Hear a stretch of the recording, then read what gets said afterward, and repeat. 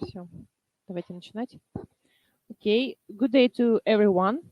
I would like to welcome all you at the International Forum for Scientific Year Step into the Future. Today, workshop Natural Sciences starts its work. And I would like to give the floor to the first team from Indonesia, Erpika Ambar and Apriliana Rahmawati. You can start your presentation. Just the icon, share the screen, and we will see your presentation. Okay, thank you, Miss.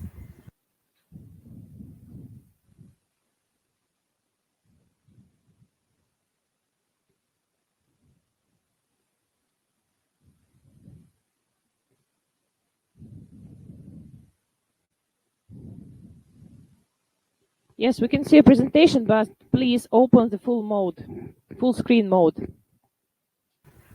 Okay.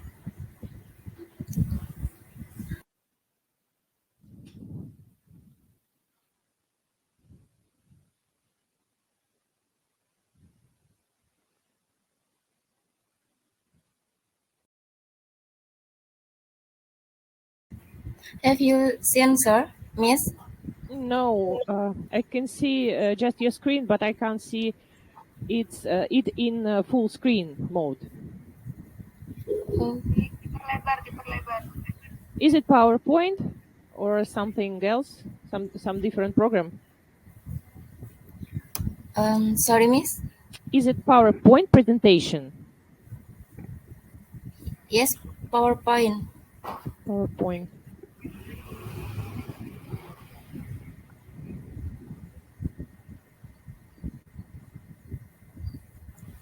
You should click the icon in the bottom menu, start screen sharing, and choose the whole screen. Try to do it.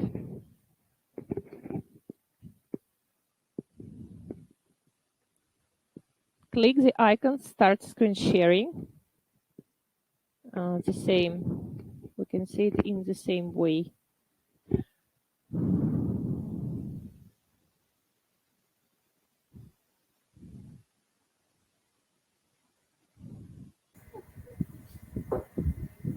Okay. You can start.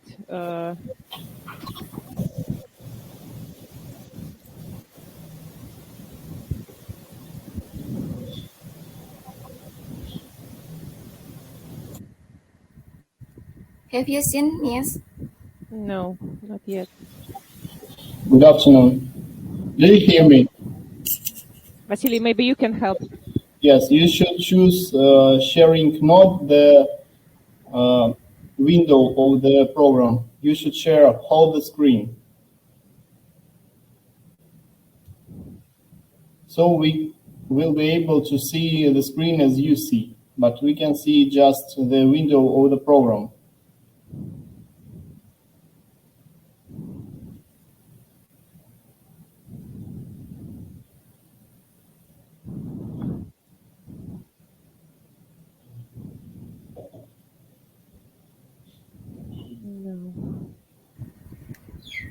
No.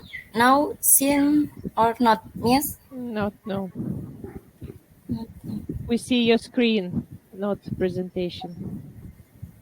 We can see now just the window of the program with your presentation, but not the presentation for whole screen.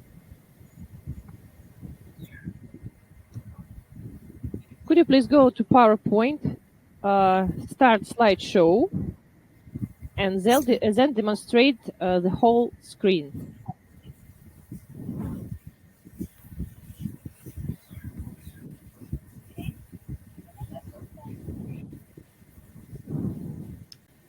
No.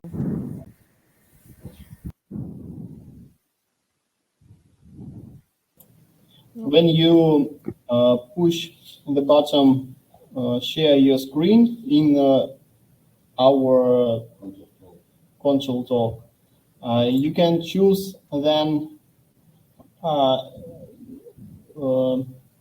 I think in English it will be choose the part of your screen for demonstration, and you can choose window or whole screen. And then you push your screen or picture of your screen, whole screen, not the window, not only the window of the PowerPoint presentation program.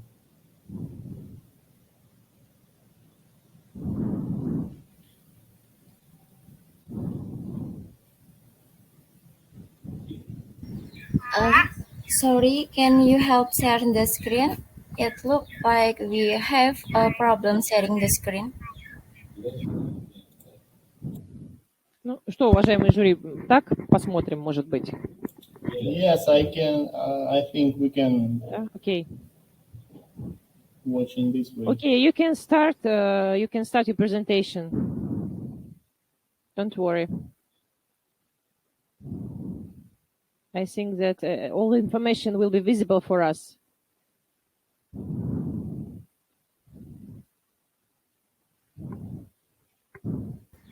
Is it possible with the PPT presentation? No, do the same thing as you do earlier. Just show your presentation as you can.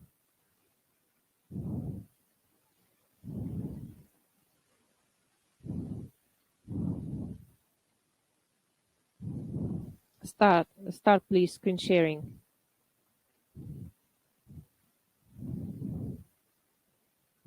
Push the icon in the bottom menu. Yeah. Wait, minute miss. Oh, great. You did it. Almost. Don't forget to switch slides, please.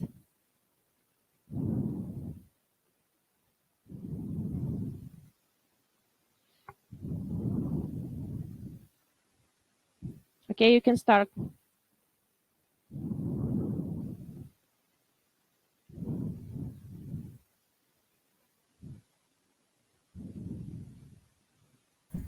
Okay, Assalamualaikum warahmatullahi wabarakatuh. Hello everyone. On this occasion, we will explain about formulation and antioxidant test of liquid soap preparation extract from rambutan fruit peel or Nepalium lapasium L. We consist of myself, Erpika Ambaruningsi, and my co-workers, Apriliana Ramawati. Next.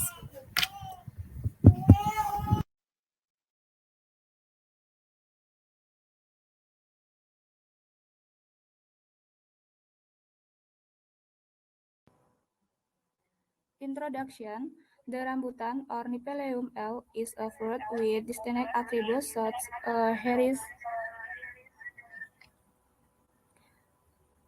as a hairy skin, a sweet to sour taste, and a soft and fluffy texture that make it a popular choice among the public as a fresh fruit or processed in food in cans. It originated from Indonesian Solihin et al. 21. Next is research procedure. First, extraction. To prepare for the experiment, gather the necessary tools and material, include one bunch of rambutan fruit. Next, take the fruit skin and measure its weight. Boil the skin for 20 minutes and filter the resulting mixture. Incubate the filtrate for 3 until 4 days at room temperature, occasionally stirring. The following is a table of soap formulation. To make soap, start by heating 15 ml of coconut oil and then adding calcium hydroxide. Stir the mixture until well mixed. Then slowly add water to keep the soap homogeneous. Add citric acid and stir. Once it cools down, add the extract from rambutan scale and stir until it becomes homogeneous. According from table 2, it is known that composition of Formula 1 is 5% coconut oil, 0.5% citric acid, and 2% extract. Then in formulation 2, coconut oil must 15%, citric acid as mass 0.5% and extract as mass 2%. Meanwhile, formulation 3 contains 5% coconut oil, 2% citric acid, and 2% extract. Of the three soap formulation, it is known to use soap formulation 12, 14, and 16. Second, organoleptic test. Organoleptic tests variations include eyes, nose, test tongue, and touch or hand. Test sensory organs generate impressions that are then used to evaluate that product based on the signal or stimuli received by the sense. Third, pH test. pH test is done by dipping the pH paper to liquid soap, then observing the color change that occurs on the pH paper. Fourth, antioxidant test. Antioxidant test was carried out by using DPPH powder. The antioxidant test using the DPPH method was carried out by weighting the DPPH and then weighting it on a wet glass as much 10 milligram, then putting it in 10 ml volumetric flask coated with aluminum foil. If so, as much as 10 ml of 90% ethanol is added to the volumetric flask and then homogeneous and a concentration of 1000 ppm was obtained. Next, dilution with a concentration of 800 ppm was carried out by taking 0.8 ml of the mother liquor and then putting into another 10 ml volumetric flask coated with aluminum foil. The map for Purwanto 17. Then add 1.5 ml of the test sample into excavate with 3.5 micromole stock DPPH. Absorbance was also carried out by making a negative control, namely by entering as much 1.5 ml of ethanol as a blank and also 1.5 ml of DPPH solution as a positive control, and then test using a UV spectrophometer with a wavelength of 520 nanometer. Then a linear regression equation was carried out for now the IC15 value and also the percent inhibition with the formula. Next will be explained Jessica.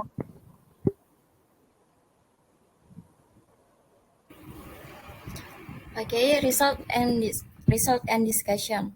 First, organoleptic test. Based on the table, it can be seen that the organoleptic result in the formulation P1, P2, and P3 both produce a dark yellow color, have a soap-like odor, and are liquid. The addition of extra can affect the color of the liquid soap, where a higher concentration of rambutan peel extract can result in a slightly dark yellow color. This is due to the combination of dark red or brick red extract mixed with citric acid and kalium hydroxide from Imrimayanti et al. 2014. Next.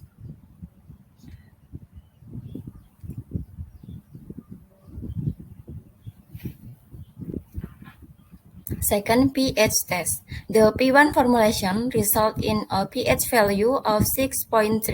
The P2 formulation had a pH value of 5.6, and the P3 formulation had a pH value of 7. This result indicate that the extract and product have a pH suitable for skin, as the product falls within the normal skin pH range of 4.5 until 6.5. Next.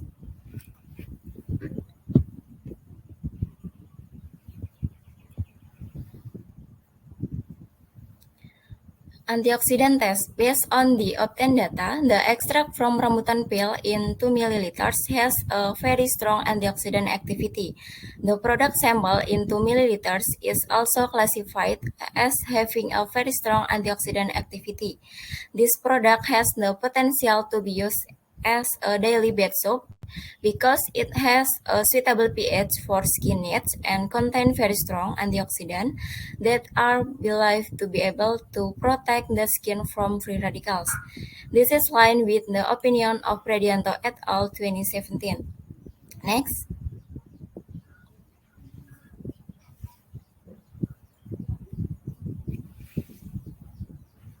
After dilution, the result it can be seen as in the table, which states that in the P1 formulation, it is known to have a concentration of 0.27 milligram per liters and an absorbency value of 0.197 and a percent inhibition value of negative 27.142871. Then in the P2 formulation, it is known to have a concentration of 0.22 milligram per liters, absorbency value of 0.147, and concentration and percent inhibition value of negative 20. Whereas in the P3 formulation, it is known to have a concentration of 0.26 milligram per liters and absorbency value of 0.1x7 and a percent inhibition value of negative 25.714286. Next.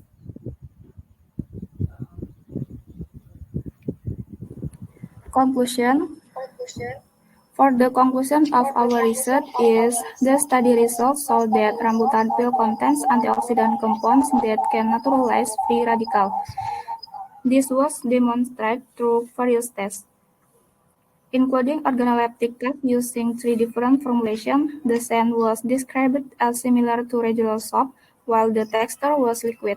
The extract were subjected to DPPH, we saw an IC50 value of 1.40935E plus 22, and formation P1, the IC50 value was 1.48606E plus 226. In formulation P2, it was 17.81427318, and formulation P3, it was 12.61643085.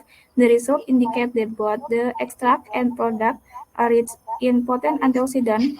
Furthermore, the pH test of the rambutan peel extract showed a value of 6, while product P1 and had a pH value of 6.3. In P2, the pH was 5.6 and P3 was determined to be.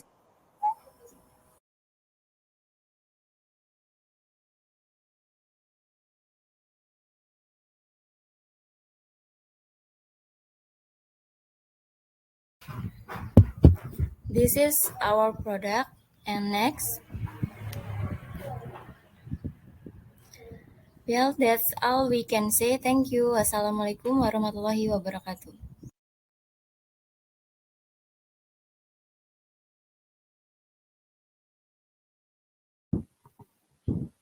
Thank you very much for your presentation. Are there any questions to our participants? Yes, I have a question. Can you hear me? Yeah. Thank you for your presentation.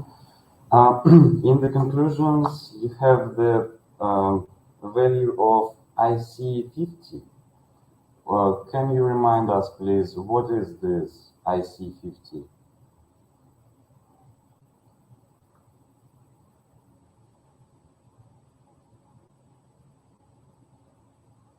Hello? Have you heard the question? Have you heard the question? Sorry, can you repeat your question, sir? In the conclusions, you have the value called IC50, index 50. Can you remind us, please, what is this value, IC50?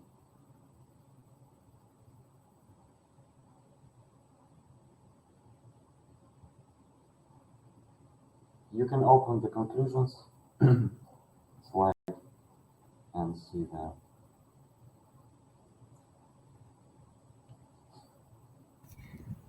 Thank you for your question. So the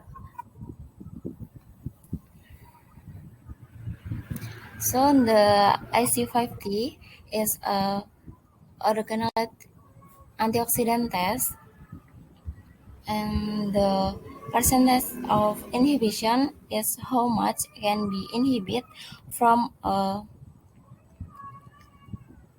from a volume, or the inhibition can be expressed like this. Well, IC50 is if it is half, how many milliliters I've give to inhibit as much as desired. Or saying is, for example, we want to inhibit 50%, then how many mils do we need? So it's like some value of mass or concentration.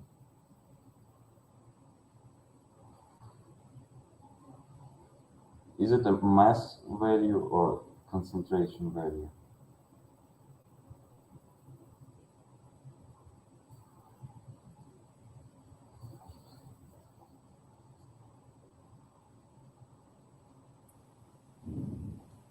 Sorry, can you repeat your question, sir?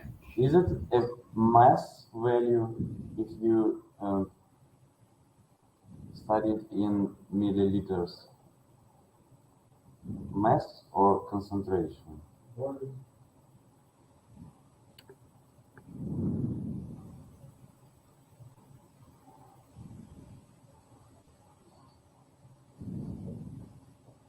Have you heard the question, ladies?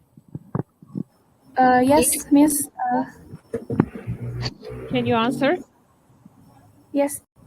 Thank you for question, sir. Value IC50. Is it a mass or concentration? Or volume? For formulation P1, value is 1.4606E plus 226. In formulation P2 was 17.81427318, and formulation P3 was 12.61643085. Okay, we saw that, but what is the unit of these numbers? What is the unit? Milliliters or percent or something else? What is the unit of these numbers?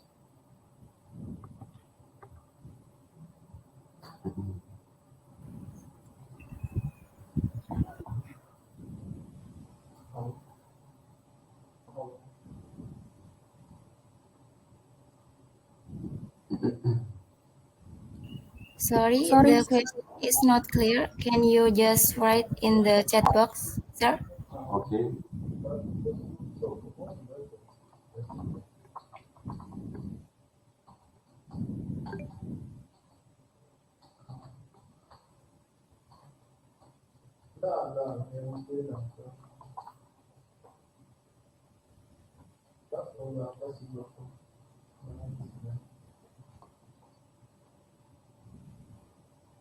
Can you read the questions? You can answer in chat. Yes, you can answer in chat. Yes, And check the chat box and you can answer there. Okay, Miss, thank you. That's it. Okay, any questions? Hello, thank you for your presentation. Please tell how did you come to this research, to this task?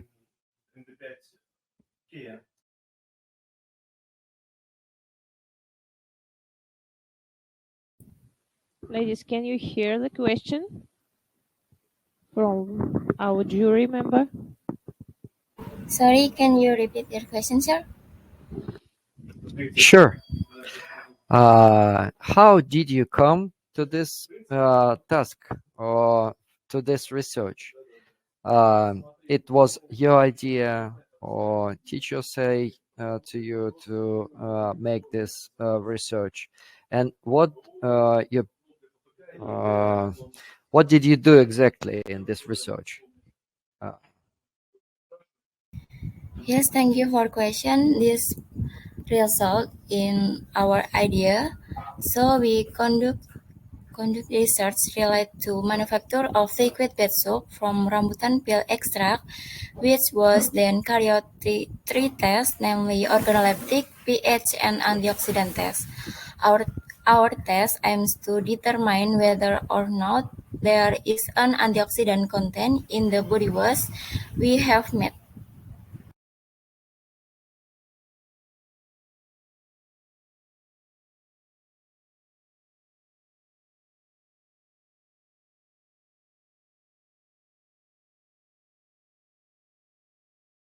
Please turn on your mic. We can't hear you. Okay, this result is our idea. So we conduct research related to the manufacture of liquid bed soap from rambutan peel extract, which was then carried out three tests, namely organoleptic test, pH test, and antioxidant test. Our test aims to determine whether or not and there is an antioxidant content in the body wash we have made.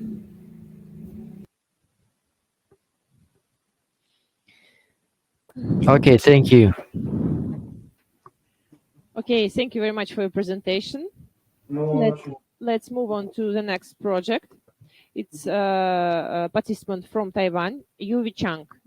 Yuvi Chang, you can start your presentation. Can you hear me? Yes, we can hear you, but not really well. Not very well. How about now? Can you hear Better, me? much better. Much better. So okay. I think I will continue like this way. Okay. Can you see my screen? Yes, we can see your presentation. We can see your screen. Okay, so thank you, everybody. I will start now. Hello, everybody. My name is Yu Chan, and I'm from Taiwan. My project title is Safer Strategy for Building Against the Fire and Smoke. And I was determined to have this project. That's because of that. When I was young, there is a fire disaster happened in my neighbor. So I started to doing some research, and during this research, I found that when the firefighter opened the window, it will cause a thing. Most sorry, I think there is some noise. Can I just? Sorry, I'm really sorry. У кого-то по-русски кто-то говорит. I'm sorry. I'm really sorry. I'm really sorry about. Yes. So I started to have this research, and I found that this situation won't be happen every time. So therefore, I started to have this research about a relationship between opening and fire. And inside this project, I will change three things about the opening, which is the distance between fire and the opening, and the quantity and the size of opening. And we want to find the most danger situation, and then we can avoid that to have a better strategy for building against the fire and smoke. And this is the methodology I have. First, or base theory is that fire cannot exist without heat, fuel, and oxygen is supplied by window openings, and we defined a very special determinant, which is delta. This delta is the ratio of overall area to the overall area, which is this one, to the total area of opening. And we consider three types of window configurations, which is single window on single wall, window on adjacent wall, and a window on opposite wall. And this is the equipment I have in this project. And also I doesn't just have this actual experiments, I also have the simulation. I will use the simulation called FDS, which is Fire Dynamic Simulator. It is especially for firefighters to calculate the dynamics of fire. So I will use this to reproduce my research. Like I want to verify my actual experiment is available, and I already do that over and over, and I can see that these two can verify each other. So I continue to use experiment and actual experiment in this project.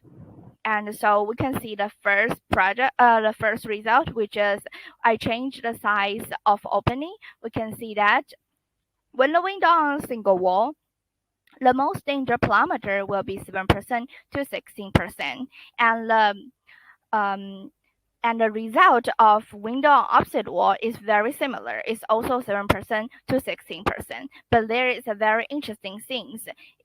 Like for when the window on adjacent wall, the most danger parameter will be changed. It will be 7% to 28%. And it is not just happen when we change the size of opening. It's also happen when we change the quantity of opening, and we can see that another result of quantity of opening, when a window on a single wall, the most danger parameter is 12% to 20%, but the number volume is changing. So we proposed another 2 experiments to study this result. The number volume effect because of the location, because we open the opening in with the following location, like 1, 2, 3, 4. So that is why it's changing the results. And because according to this result, we proposed another 2 following experiments to study this. Another 2 one is opening at the different locations. In the different locations, we set the location in the 1, 1 and the 0, 0. And when the location is 0, 0 and 1, 1, the most danger parameter is actually the same, and we can see, showing this figure, the result is actually very similar. And this one is very important for my project because that verify that I can use the most danger parameter to identify which one is most danger. And also, we can see that I changed the distance between opening and the fire. So, the distance between opening and the fire source, we can see that it will be most danger when the opening in the center of this room. And also, so for now, we already know which one is most danger. Like it will be have a absolute value right there. So then I want to know why. So I go back to the theory. I change the flow velocity. And we can see that it is not a linear behavior. It's more like quadratic function. That's because of that. According to the theory, fire cannot exist without heat, fuel, and oxygen. So when the flow velocity is too fast, is too much or too less, the oxygen is not appropriate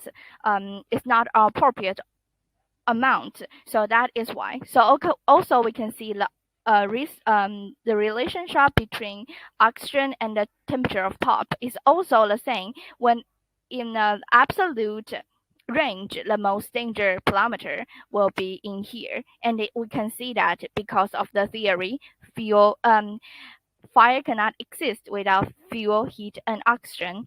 And so we can sort out the process of airflow affect fire and smoke.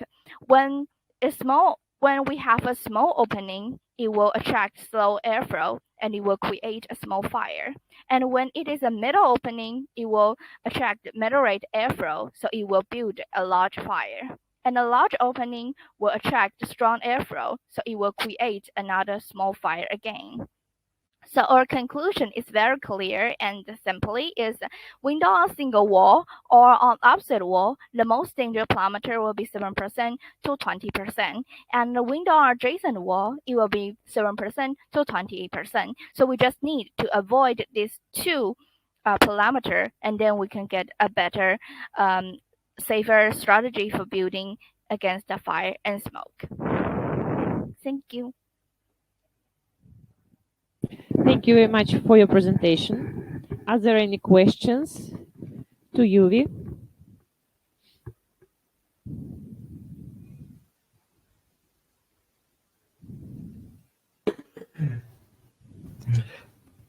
Thank you, Yui, for the very interesting research concerning the fire. It's a very important issue.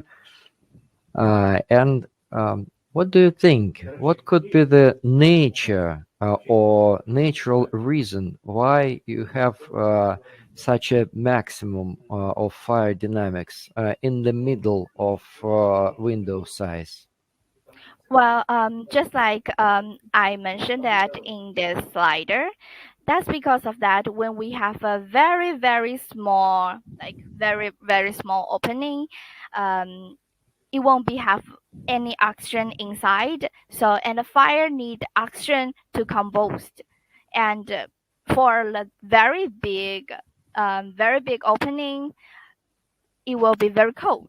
So for the fire, it cannot be have the heat. So that is why when it have um metal opening, it will create a very large fire. That's because of that. It will be have a very appropriate portion to create a fire between the fuel, heat, and oxygen. That like I think. So I would like to make a comment in this regard, because we have analogy in the nature. When you see the open fire, it keeps Like wildfire. yes, yeah, yes, any fire, not danger one. But when you try to blow on this fire, it becomes bigger. So the reason not only in quantity or temperature of the air, or not most concerned in the quantity, but dynamics of the air have a stronger impact. So we usually see this when we just try to foster the fire, just blowing to the fire. Yes, I understand. Yes.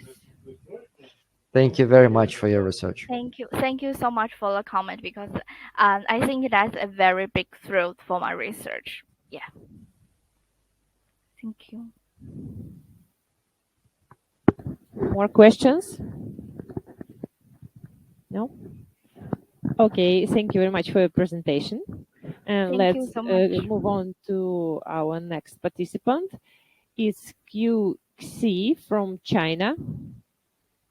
You can start your presentation. Can you hear me? Yeah, we can hear you and we can Right, see you. I'll start sharing the my screen. Can you see this? Yes, but we can see your screen. We can't see it in full screen mode. Yeah. Oh, uh, Yes. now is it okay? Yes, Yeah. yes, it's much So better. I shall start now. It may be a bit dark here because I'm at my school right now. Okay, it's Sorry for okay. that. Don't worry. So the name of my project is the design, synthesis, and characterization of a neoelastic composite material with phase transition properties. And here's my research status. So current results usually indicate that phase transition material tends to have poor elasticity, while elastic material tends to have poor heat dissipation capability. From that, we can conclude the advantages of the two materials are usually mutually exclusive. And so far, the synthesis of elastic material is quite thorough. For example, polyurethane foaming and cellulose foaming technique. The common synthesized methods of phase transition material are melt blending method and porous base absorption method. And here's my research motivation. So in summer, items such as cushions, baby carriages, and headphone pads have relatively poor heat dissipation capability. So I began to wonder if it's feasible to modify these items' fillings so that it can maintain its elasticity while remaining at a constant temperature for a period of time. From that, I concluded I need to synthesize a new composite material with both decent elasticity and substantial latent heat. Here we can see the project design. My goal is to design an elastic composite material with phase transition properties. And so far, I have found the composition with the best mechanical property and mechanically characterized it. I also synthesized phase transition material and found the best composition for it. And I filled my phase transition material into elastic material and characterized the composite material's mechanical properties. Here are some simple instruments that I used, including a dynamometer used to characterize mechanical properties and an iPad to record the process of my experiment. Here we can see the physical model I used to characterize the elastic material is based on Hooke's law. And in the equation, F divided by S is stress, delta X divided by X0 is strain. Y stands for the Young's modulus. It's used to measure the material's ability to resist tension or compression. Here we have the graph. It's the comparison between modified elastic materials. And from the graph, we can conclude that materials that contain no gel can bear smaller stress, while materials with lots of gel can bear larger stress. But the more the gel, the greater the Young's modulus, the greater its ability to resist stress or compression. And also finding compositions which produces materials with suitable capability to resist stress via adjusting the amount of gel added is highly beneficial to my experiment afterwards. Here are some new progress on the research of phase transition material. And from the graph, we can see when no myristic acid is added, and the mass ratio between sliced paraffin and liquid paraffin is 16.5 to 10. The phase transition temperature is approximately 22 to 23 degrees Celsius. After myristic acid is added, the slope of the cooling curve of phase transition material distinctively decreases, and the speed of the cooling process also decreases. And the phase transition temperature remains within human body's comfortable temperature in general. Here we can see the comparison between the mechanical property of the composite materials. In the composite elastic material, increasing the amount of gel can still significantly increase the maximum stress the material can withstand. Samples with lots of gel has decent linear stress-to-strain relation before it yields to external force. With lots of paraffin added, the maximum stress the material can bear increases, and when the material contains a decent amount of gel and applied with relatively small stress, the material's stress-to-strain graph demonstrates good linear relation. Here are some results I gained from using DSC, differential scanning calorimetry. And we can see the heating curve is measured during my second time entering East China Normal University's lab. Due to the pandemic, the liquid nitrogen isn't ready at that time, so no cooling graphs are measured. And we can see after myristic acid is added, phase transition materials phase transition temperature increases, which accords with the theoretical anticipations. This phenomenon also proves the feasibility of mechanical modification. Here are my references. And my work was supported by Xuhui High School, which provided me with such a great platform to demonstrate my ability and enabled me to go further down the path of scientific innovation. Special acknowledgments to class teacher Lu Yongmei and science teacher Su Yu for their encouragement, support, and notification on some important information.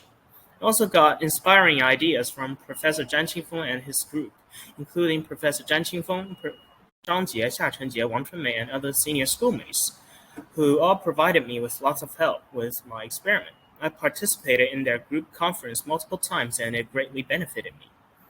Thank you for your time. My presentation ends here. Thank you for your presentation. Are there any questions?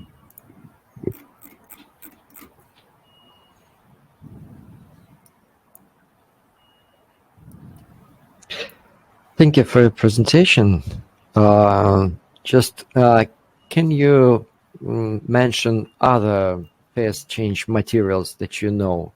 and say why you choose paraffin. Other phase transition materials, including some fatty acid and also second-order transition materials include ferroelectric materials and superconductive materials. And paraffin and fatty acid are both first-order transition materials.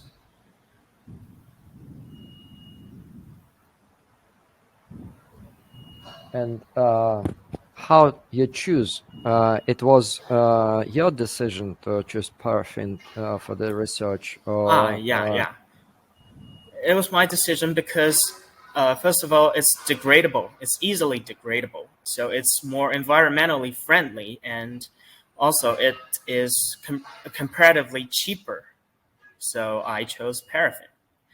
And paraffin, its latent heat hardly changes after multiple times of phase transitioning. So it has good stability, and that's why I chose it. Okay. And what could be the application of your research? Well, it can serve as the filling material of cushions, baby carriages, and even the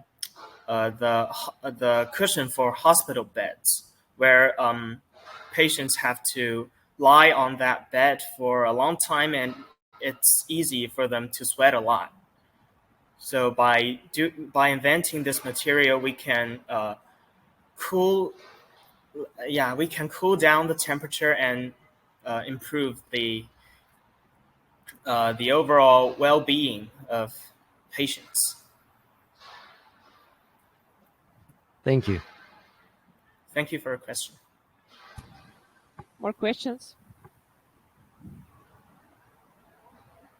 No. Thank you very much for your presentation. It was really great. Thank you. Thank you for your comments. Shall I hang up here? Yeah. The next team is from Indonesia. Fioren Trezia Laksona and Januar Kyulup. You can start your presentation.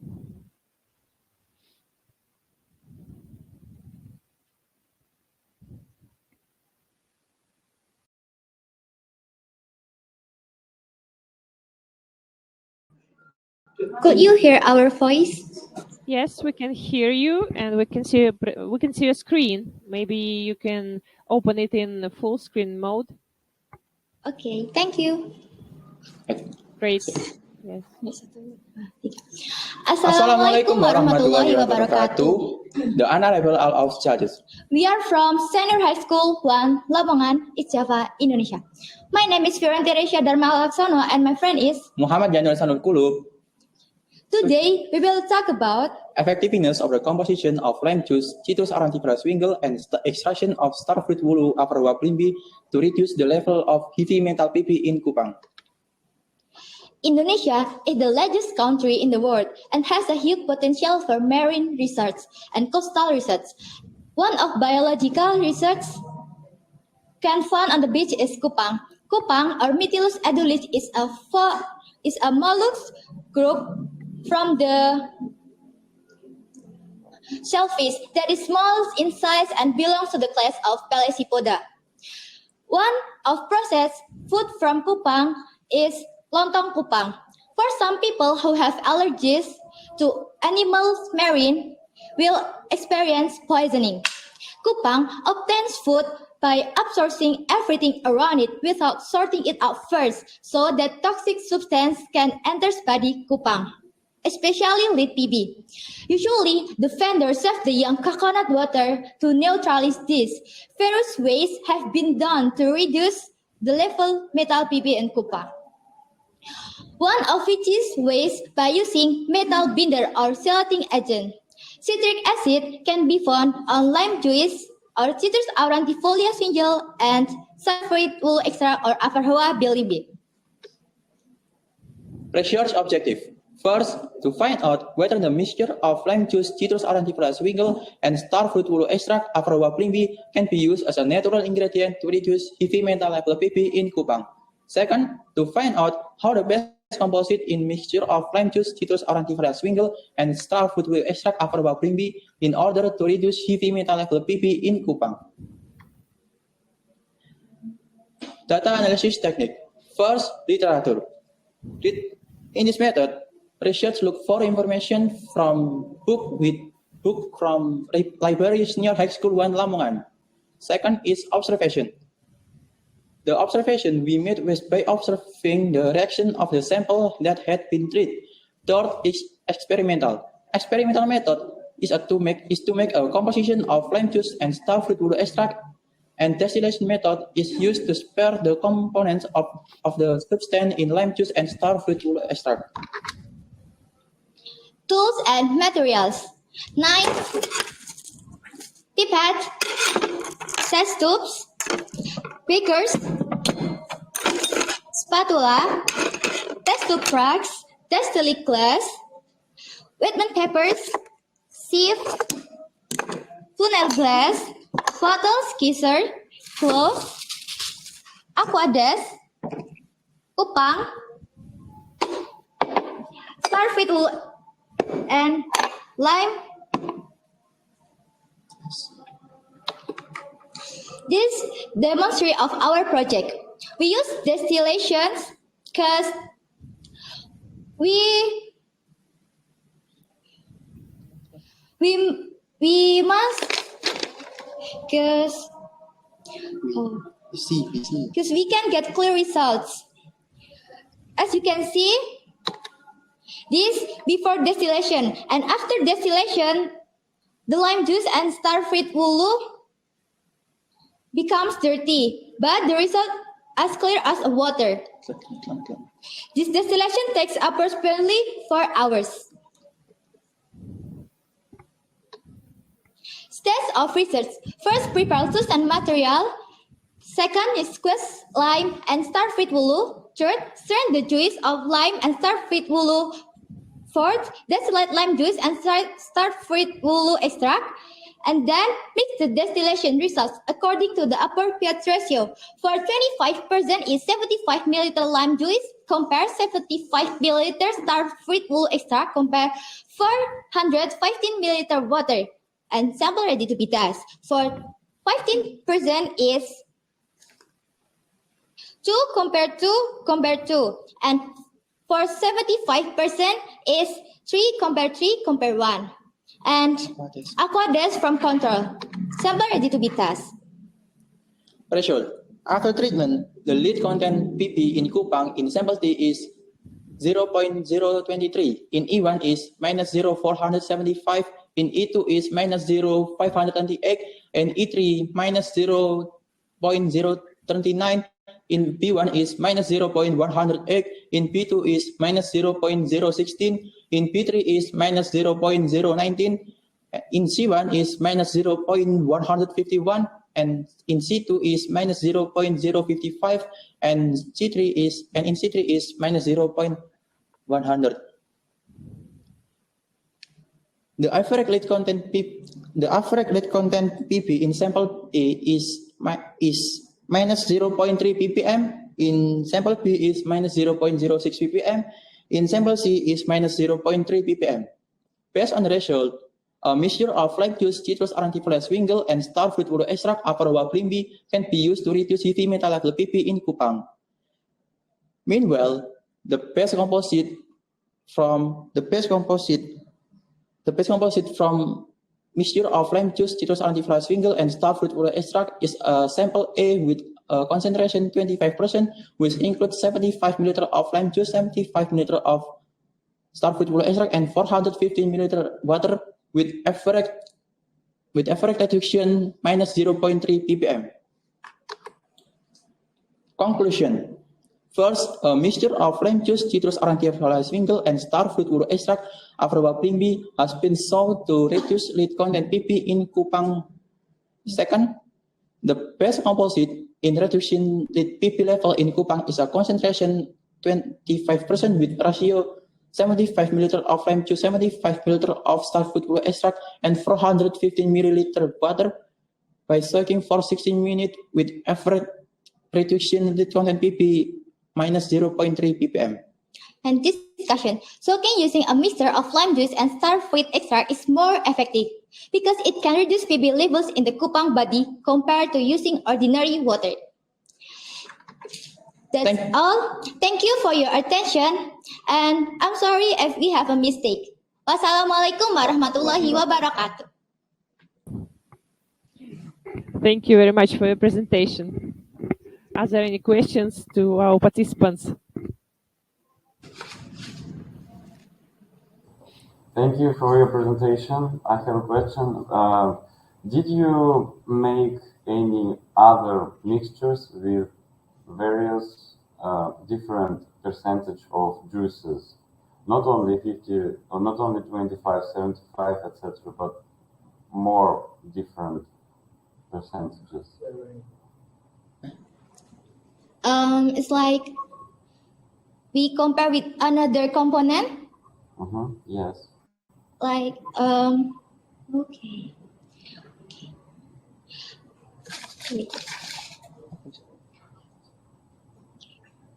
Based our research, we read many journals and found that the claims add everything without filtering it first. And in our opinion, in Indonesia, the waters have been polluted, especially by factory waste that is dumped into the sea and causes lead, household waste, and so on. How do we know that Kupang contains lead? We put our samples into the lab. We put the lab at the University of Surabaya, and the results came out as we read earlier. Okay, in other research, some people use tamarind and starfruit wool extract. Okay, then we use starfruit wool extract with lime juice because it's more effective than tamarind and starfruit wool. Okay, I see. You're talking about different ingredients, right? Lime, tamarind, etc. But I'm wondering about the percent. You have the slide with the graph. You have, here. Okay. The next one. Yes. The next one.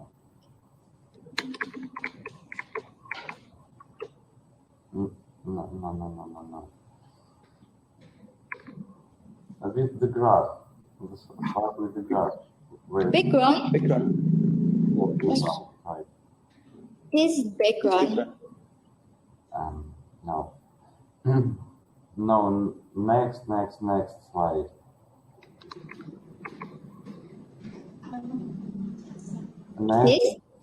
Next, and again, next slide. Here, okay, you can start here. You have only three, let's say only 3 points for each sample, right? A1, A2, A3, for example. But did you make more samples, for example, A4, 5, 6, etc., with different value of concentration of lime juice, for example? Kenapa tidak menggunakan lebih banyak? We only make A2, A1, A3. Is the same. Because A1, A2, A3. We have many samples because it's how to show the reduced PB levels in Kupang. So we made many samples like A1, A2, A3, and the best sample is A1. Okay. Sample A. Okay, I see. Thank you. As a comment, I would say that if you make more mixtures with different percentages of juices, you will have more points on your graph here, and maybe you will find even more effective mixture. It's for the future, for example. Anyway, thank you for your presentation. That's it from me. Thank you. Okay. Thank you for your suggestion for us. Maybe in the future we can be better. Thank you. Thank you. More questions from the jury? Yes, please. Could you hear me? Yes. My question is about mechanism of influence of this liquid mixture. How did this mixture reduce the amount of metal in Kupang? What is the mechanism? Do you know? Sorry, could you repeat again? Do you know the mechanism of influence of your mixture? How it is reduced the amount of metal? Is it? We innovate this, like we mixture between lime juice and starfruit bulu because it's more effective. With another component like 75%, 15%, and 25%. And what is the chemical reaction? Maybe chemical reaction. Yeah.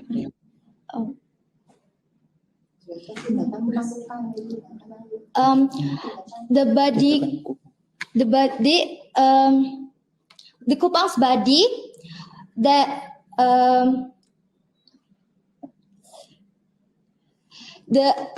levels PB in Kupang body is reduced after we mixture with lime juice and starfruit bulu extract. But why? Sorry. Can you repeat the question? Can you repeat? Can you repeat? Could you repeat again? Can you repeat? What is the mechanism? Why Kupang can't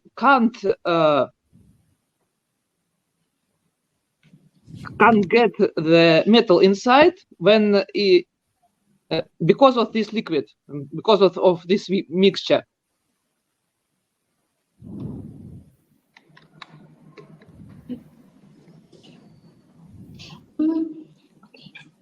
Kupang body has Kupang is animals polluted. So Kupang is obtains food by observing everything around it without sorting it out first. So the toxic substance can enter body Kupang, especially BB. That's why we make innovations how to reduce lead PB in Kupang's body, and we found it with mixture lime juice and starfruit bulu extract.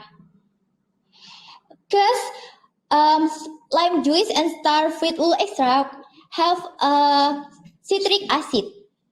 Yeah. Okay, thank you. Okay, thank you. Okay, thank you very much for your presentation, for your work. And we have to move on to the next project. It's a team from Indonesia again, Felicia Lim and Naomi Ginting. You can start your presentation.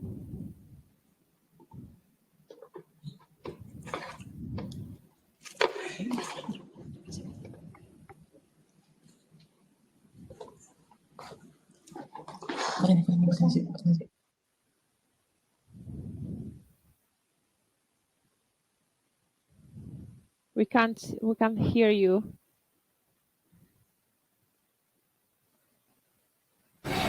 Sorry, can you see the our presentation slide?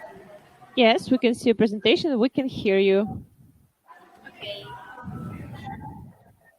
So good morning to all of the judges, and we are from Indonesia, and we would like to show you and tell you about our product on diabetes support natural electrolyte drink mix from jackfruit and schoolchildren.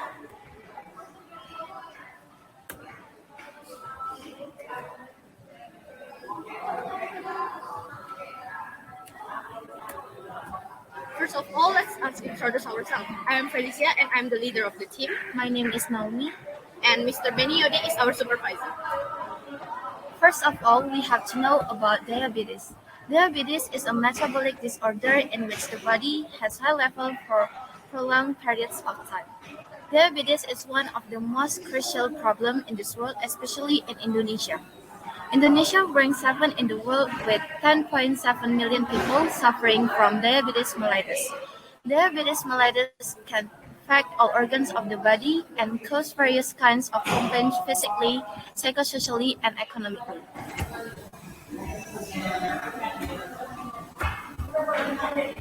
The main ingredients of this product are gentle skin, or as known as Archidendron pusiflorum, and jackfruit, or as known as Artocarpus heterophyllus. Jenkel is rarely found in other countries and mostly found in Southeast Asia. The reason we use these ingredients is each of these fruits have an anti-hyperglycemic effect that could be used as diabetes treatment.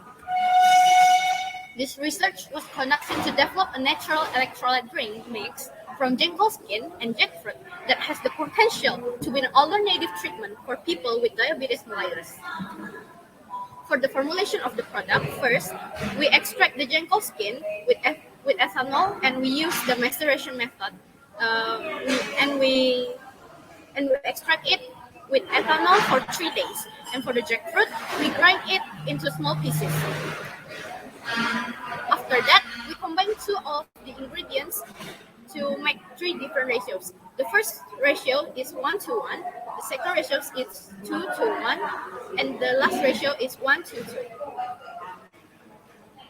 We use the permanganometric titration for the polyphenol task.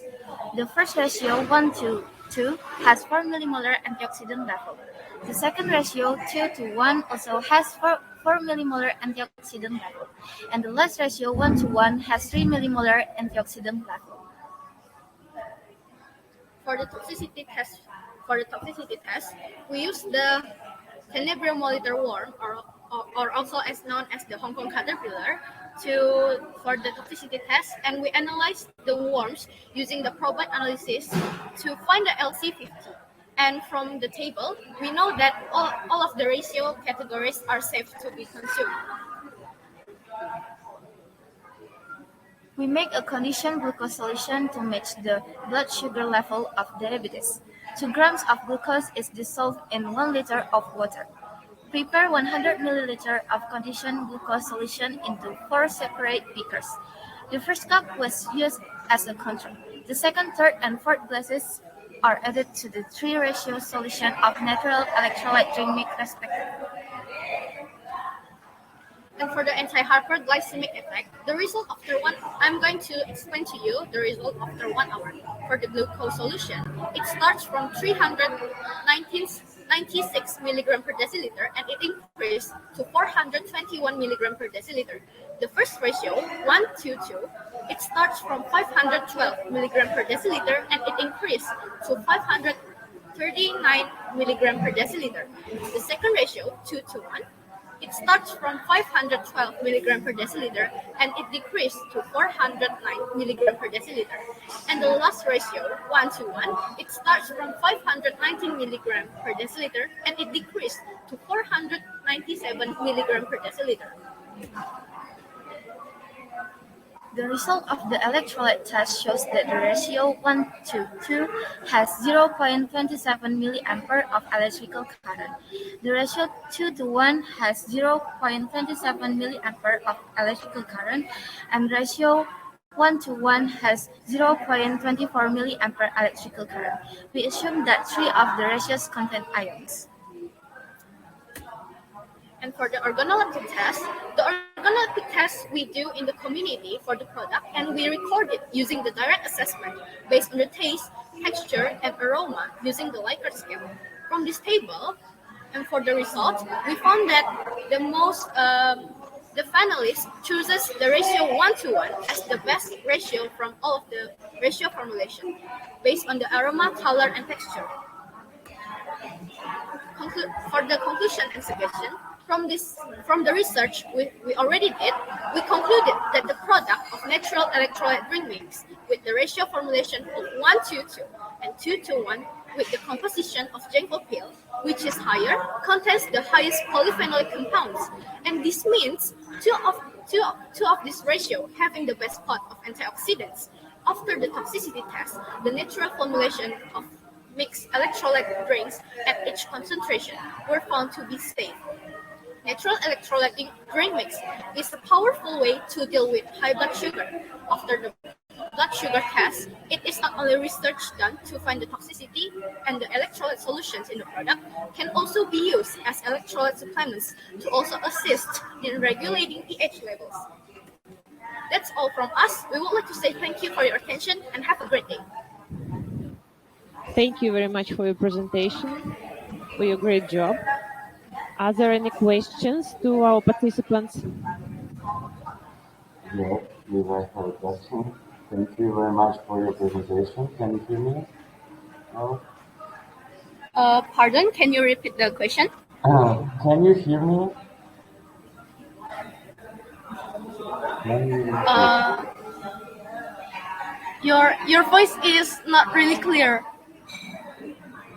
Okay. It's a bit noisy. Yes, but I will write my question in the chat then.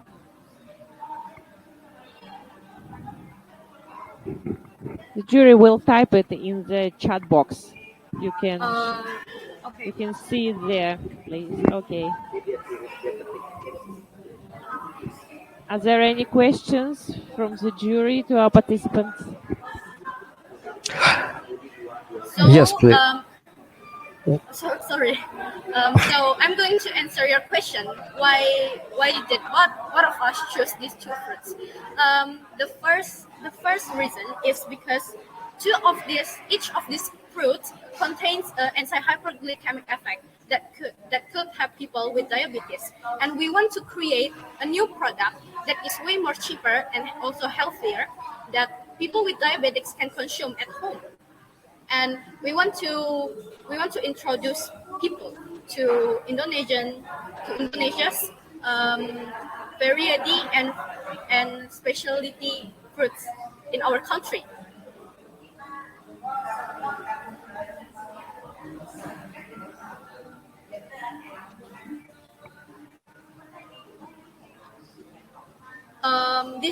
Maybe this is more way to relate it to the time we have. So we need 3 months to make this research. And when the first time we make the formulation, it is not always got into the good result. So we decided to only make 3 ratios. There are 1:1 ratio, 1:2, and 2:1.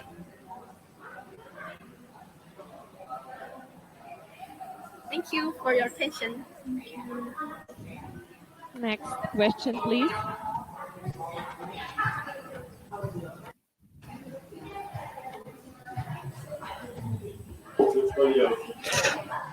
Could you say what is the electrolyte? What the physics under the electrolytes?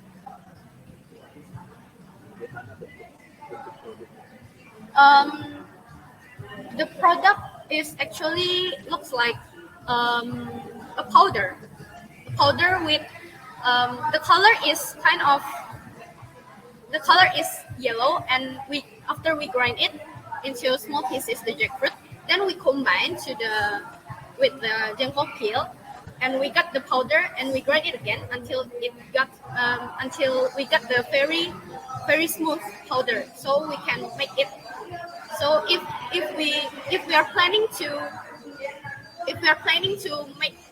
develop it to sell it to the market, so we have the best looks for the product.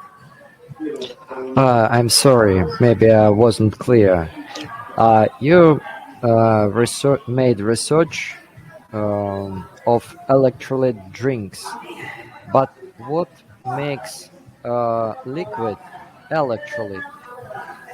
Uh, what makes liquid electrolyte? because it contains a lot of ions. Okay, thank you. It's good, but why people needs it?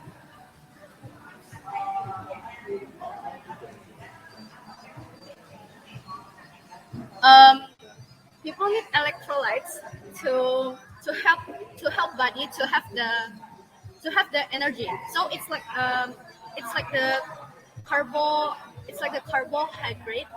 So it's like we every everybody needs electrolyte so it can help our body to do activities. It's like you have it's a very basic needs in our body, like a mineral, and also electrolyte contains ions. That ions is very important for our body. Okay, thank you. Thank you very much. More questions?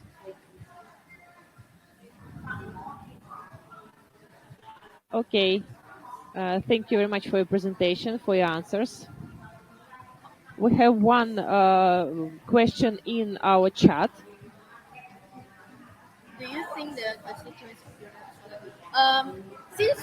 since we have only test this electro test this product to the smallest animal, that is the Hong Kong caterpillar or Tenebria molitor. So I think we have to develop the research. Like we have to do more research, like microbiology, the humidity, and etc. tests to find out does the electrolyte or the product may cause the allergies. So this I can make the conclusion that this this research is far from perfect, but we have a plan to develop it with with more tests like microbiology tests, humidity tests, and safe life tests, and etc.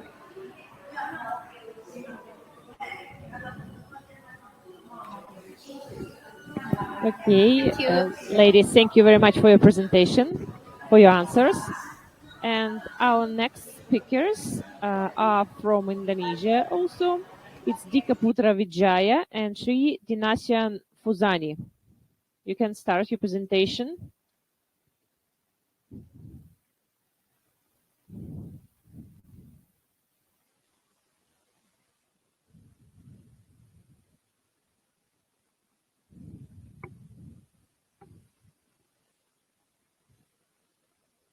Turn on your mic, please.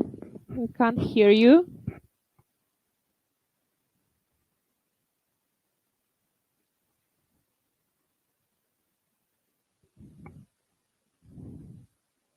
Push the icon, start screen sharing in the bottom line of icons.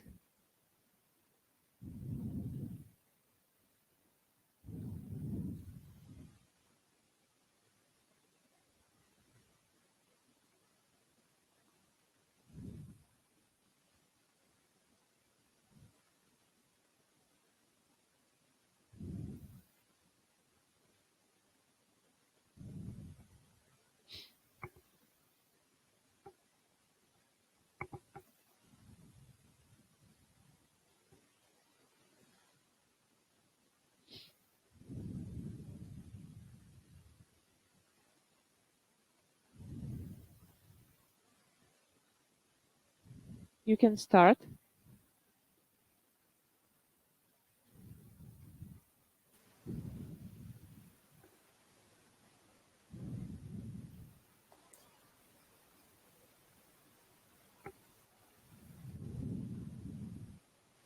We can see your presentation clear.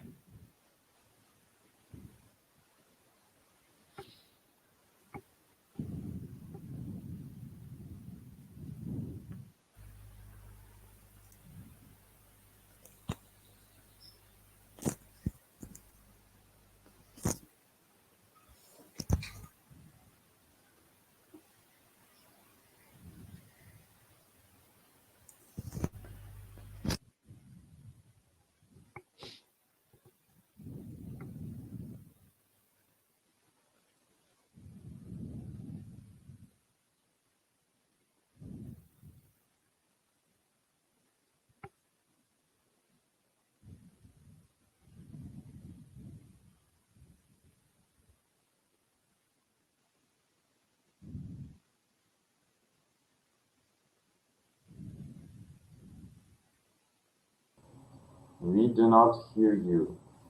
Can you say something? We don't hear you. Please turn on your microphone.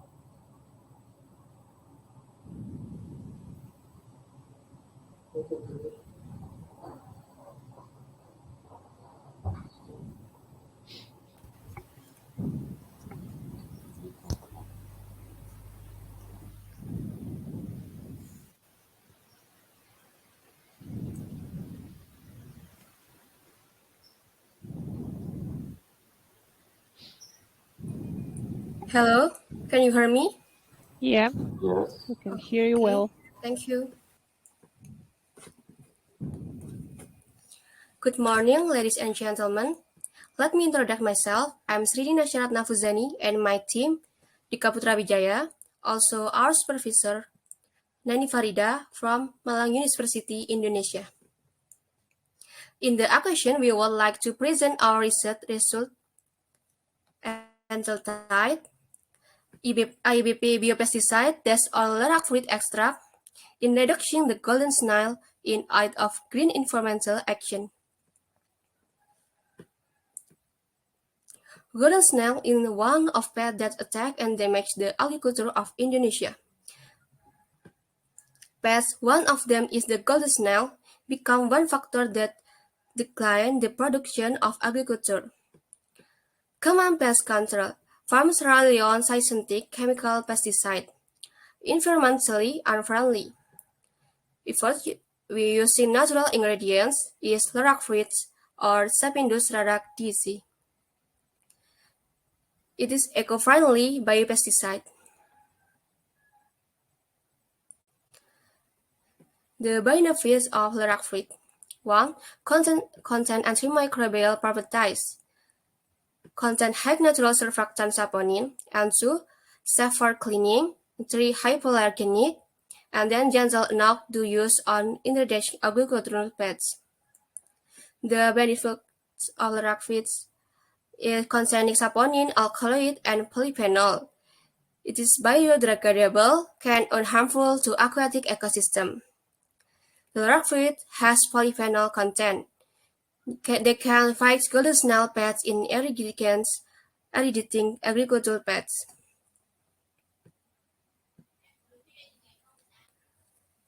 The aims of the research: to knowing the effectiveness different contaction lilac fruits, and to knowing the effectiveness different contaction in golden snail pests.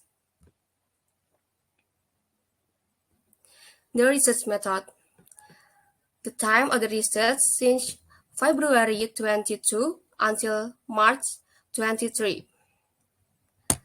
The result of the place in our hometown in Malang, Indonesia. The materials and tools. The materials are lilac fruit, golden snail, and water. And the tools are big bucket, small bucket, bottles, stopwatch, logbook, and wooden spoon. The procedures. Step 1. Preparing the material and tools. And second step is adding 2.5 liters of water as a solvent to a big bucket. And the third, adding 20 packs of lilac fruit to the water, leaving it for 7 days. And the fourth step, putting lilac fruit extract into 7 bottles with different contraction. With different contraction are the first bottle contraction of 10%, 1 liter of extract from 20 lilac fruits dissolved with 2.5 liters of water. And the second bottle concentration of 15%, 0.75 liters of extract from 20 lilac fruits. And the third bottle concentration of 20%, 0.5 liters of extract from 20 lilac fruits. And then fourth bottle concentration of 25%, 0.25 liters of extract from 20 lilac fruit. And the fifth step, placing 1 golden snail in a small bucket. And sixth step, is pouring the golden snail with each concentration of lilac fruit extract.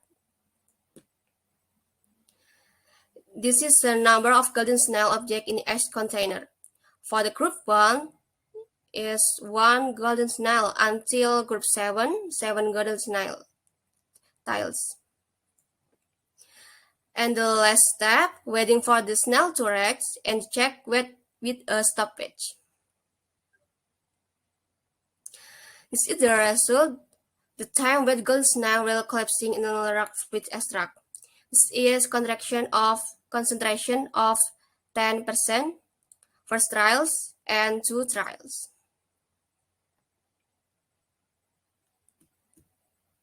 And the next, this is result of concentration of 15%, first trials and 2 trials.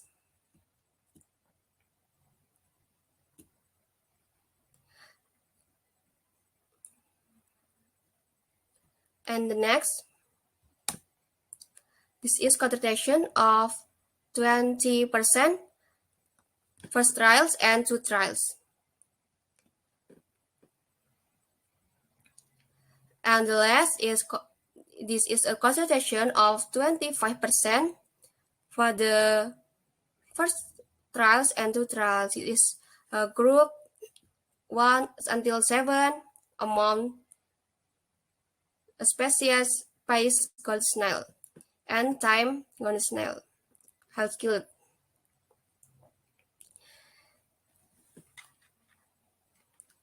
And then the relationship between the concentration of lilac fruit extract and number of golden snail killed again this time.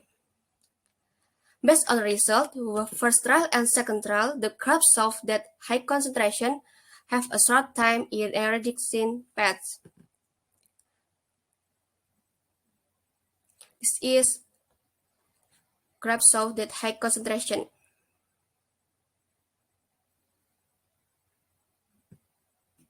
And next, the discussion. The lilac has successfully removed the pests, as seen by the declining in the population of the golden snail saponin content. The regular inspection revealed that if the concentration of the lilac fruit increased to approximately 25%, the time required to kill the pest will be shorter. In the conclusion, lilac fruit was successfully used as a natural biopesticide to control the problem of golden snail pest or plant. The biopesticide is an option to control the agricultural pests. Advanced are unharmful to an environment, simple to use, and not affecting the quality of the crop. And suggestion, lilac fruit biopesticide innovation must be improved, but in quality and quantity in order to boost Indonesia's crop productivity. Improving our knowledge of the effectiveness of these lilac biopesticides, this research also has to be extended with other research topics. That's all for our presentation today, and thank you so much for your attention. Thank you very much for your presentation. Are there any questions to the participants?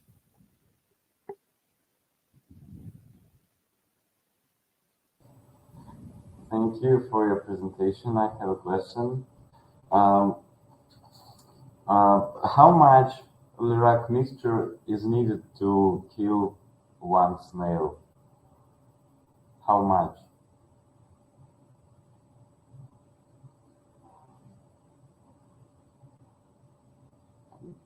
Can you hear me? Can you hear me? Yes. So how much mixture do you put there to kill a snail?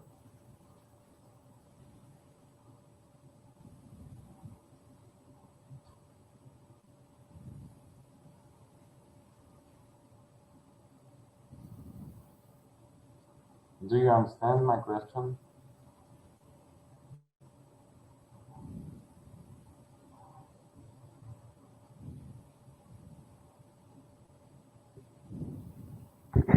Hello, can you hear us? Can you hear the question? Yes.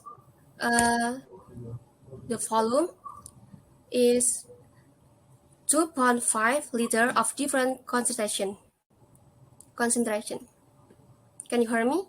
Yes, you put 2.5 liters in the bucket with snails, right? I'm sorry, is question has not clear? You put 2.5 liters in the bucket, right? Yes. Yes, Yes. and it kills the snails, right? Right. So, if you take not 2.5 liters, but you put a spray on it, on the snails, will it hurt them if you spray, not not drown them, but spray on them? Will it kill the snails?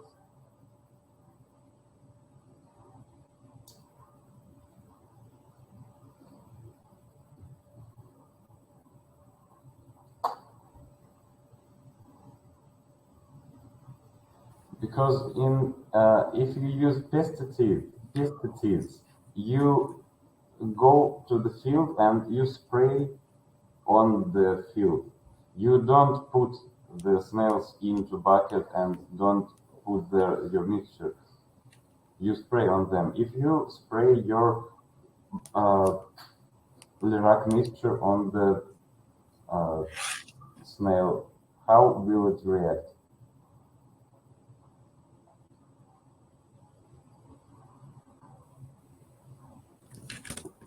Can. Because nails live in the area. Also, the biopesticida can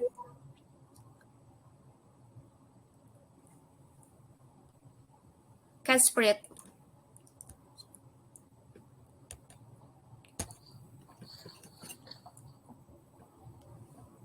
No. Do you get my question? How will the snail react if you just spray your Lirac mixture on the snail?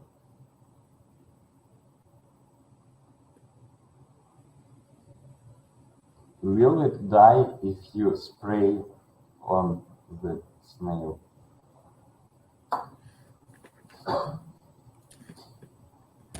I suppose it will give the same reaction to the snail. And why?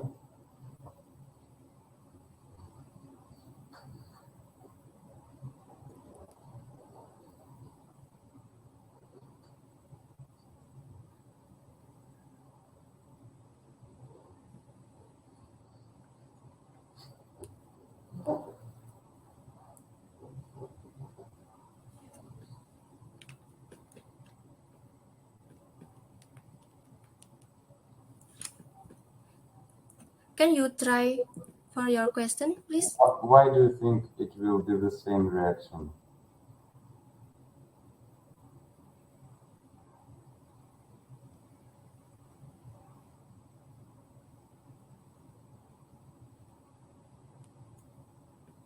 Because snails live in the area and ingredients of biopesticida can spread in the area. Snail live and reproduction in there. Okay, well, thank you. We have one more question in chat. You can read it there and answer. From Alexanyan David. Does Lirac extract wash off with water?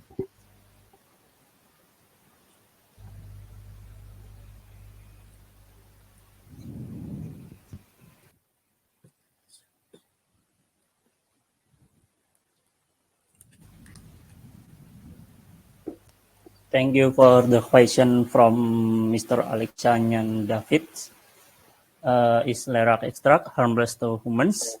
I will answer that is not harmful to the environment and humans because this lerak fruit is safe to use and natural for to environment and humans.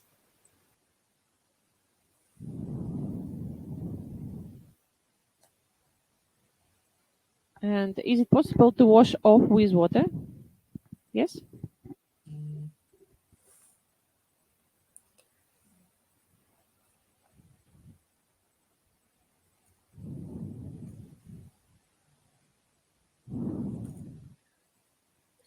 Okay, any questions? The lerak extract can wash off this butter. Yes. It can be washed off with water, yeah? In the Nile is yes. Okay, more questions from the jury? Yes, I have one question. What is the main substance which affect the snails in this fruit? And is this substance dangerous for fish, for example?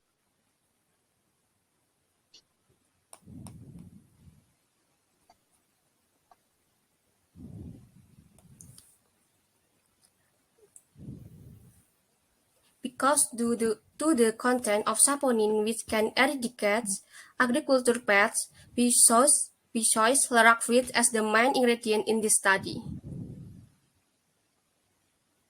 And is saponin effects on fishes or other animals?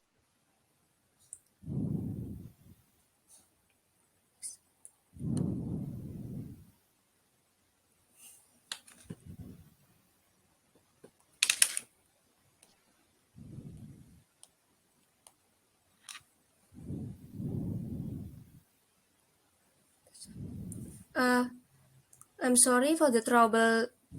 Can you try? Is saponin dangerous for other animals, not only for snails, but other animals, useful animals, for example? Oh, no, because it is eco-friendly.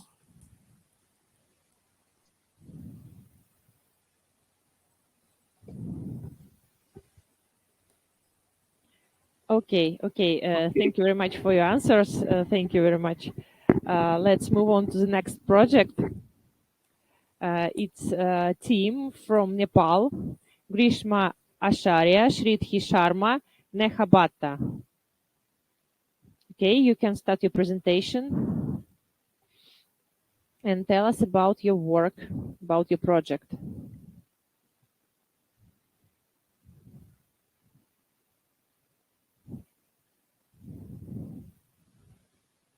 Okay, guys.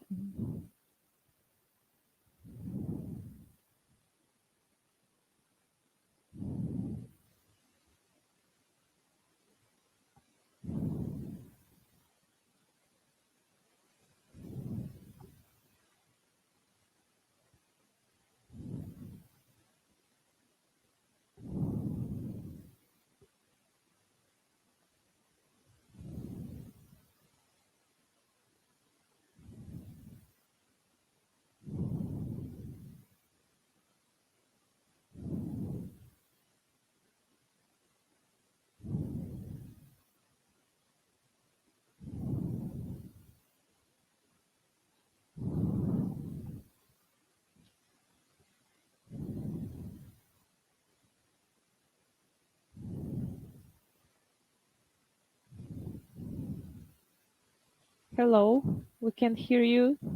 Say something, please.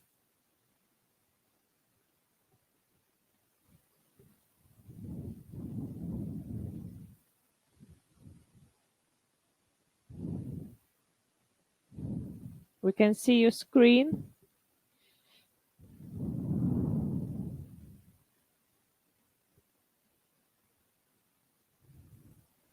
Are we Hello? audible? You are audible. Hello. Hello? Camera on when? You can start. We're having some trouble.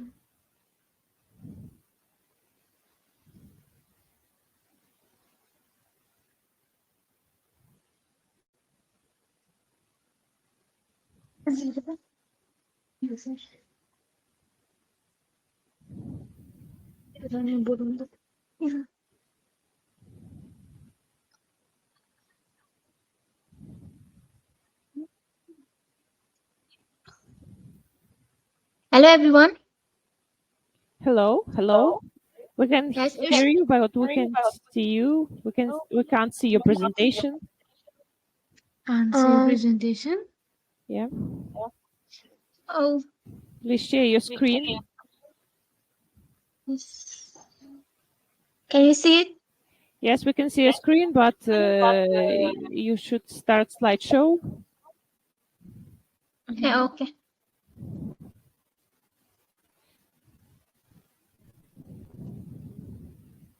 Hello, it's me Neha Bhatta. It's me Grishma Acharya. And it's me Sridhi Sarma Paudel. We are representing BrainiCube Research Organization from Nepal. Sorry, Our sorry, research we can't see you. We can't see your presentation. We can see only your screen.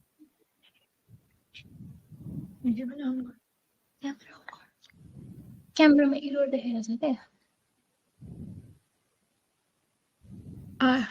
It says fail to start the device. We're having error while turning on camera. Did you start slideshow? But we can see only your screen. We can't see your presentation in full screen mode. Full screen mode. Yeah. You should go to PowerPoint, start slideshow, and then share your screen. You can push the button on the top of your program from beginning. It will start the slideshow from beginning. In the left top corner of your screen. It's F. Here. no. Hello, can you hear us? We can hear you, but we can't see your presentation in full screen.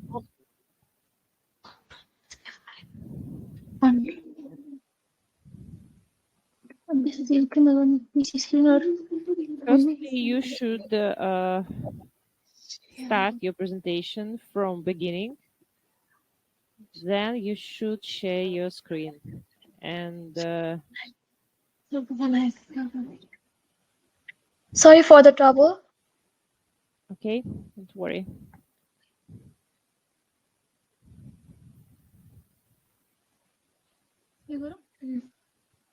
After clicking icon in the low screen, in the bottom of the screen, you should choose the whole screen. Oh, okay.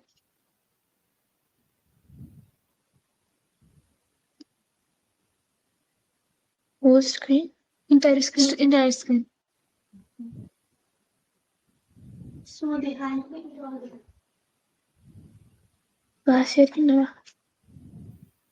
After clicking start screen sharing, there will be 3 windows. You should choose the whole screen. Can you see it? Yes, we can see it, but we can still see only your screen, a presentation in full screen. Okay, you can start your presentation, but don't forget to switch slides, please. Okay. Okay. Thank you. We are representing. Hello, everyone. We are representing BrainiCube Research Organization from Nepal, and our research is about natural fiber and natural dyes.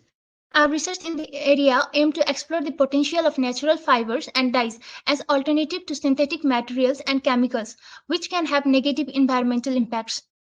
We have researched on natural fiber, banana fiber, and bamboo fiber, and natural dyes like marguerite dye, indigo dye, pomegranate dye. Let's talk about banana fiber. Banana fiber is a high-value agricultural product and a major fruit in terms of potential growing area. In Nepal, in 75 of districts, 68 of districts produce banana. Banana fiber is extracted, refers to the raw material that is extracted from the stem of the banana plant. The fiber are obtained by stripping the outer layer of the stem and separating the long strand of fiber, and that make up the plant structural support. Banana, not from every banana we can extract a fiber. Only from Cavendish. There are two types of fiber, that is Cavendish and Saba. We can extract it from Cavendish mainly. From Saba we can make only ropes and carriages. They are thicker and crossier, but from Cavendish they are silky and smooth in texture. So let's talk about bamboo fiber. I'm sorry, please change the slides in your program. Yes, thank you. Wait, stop sharing. Stop sharing. Why not?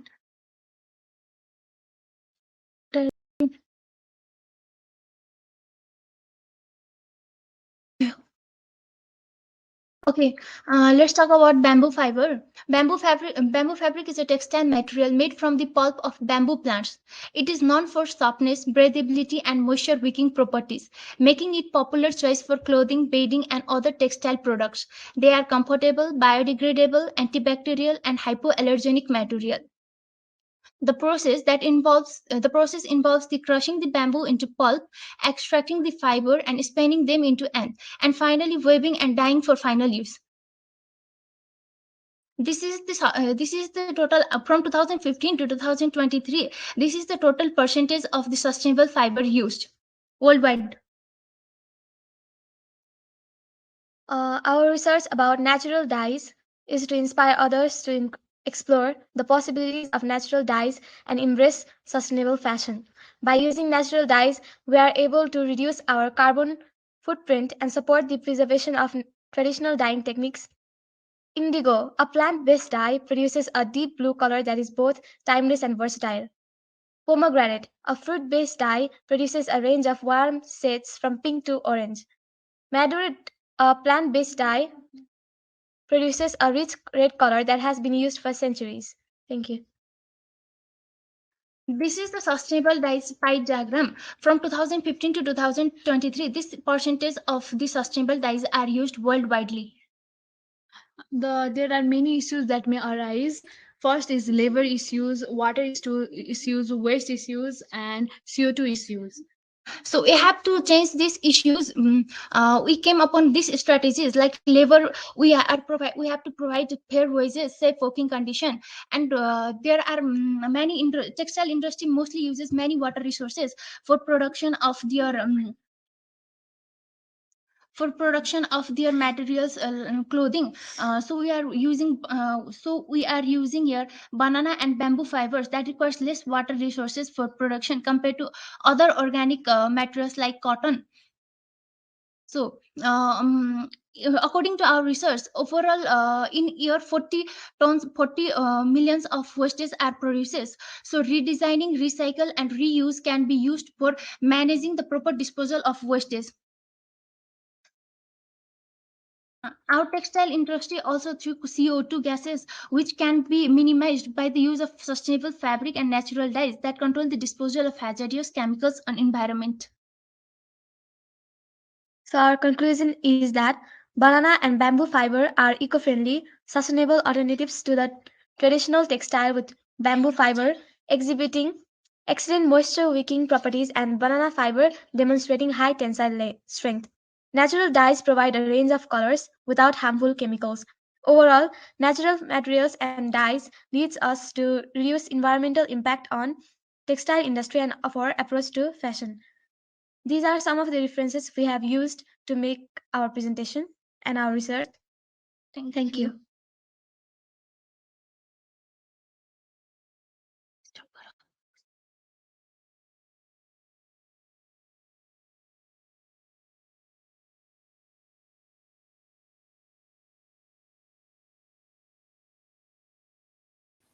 Thank you very much for your presentation.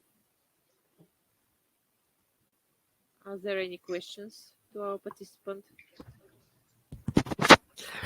I see ChatGPT mentioned in your presentation. How much do you use ChatGPT to make your research?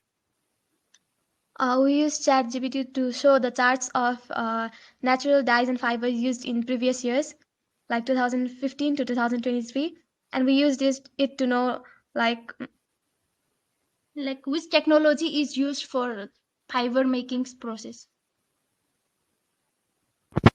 Thank you for explanation. More questions from the jury? Hello, thank you for your presentation. Is the aim of your work is just to tell us about some fabric? Did you do yourself something with your Can hand? you repeat it? What was the main aim of your project? Did you just tell us about different types of fabric? Did you do No. something with your hands maybe? There is many problems in textile industry, so to overcome this problem, so we are willing to use sustainability in textile industry that may makes the user workers comfortable for wearing.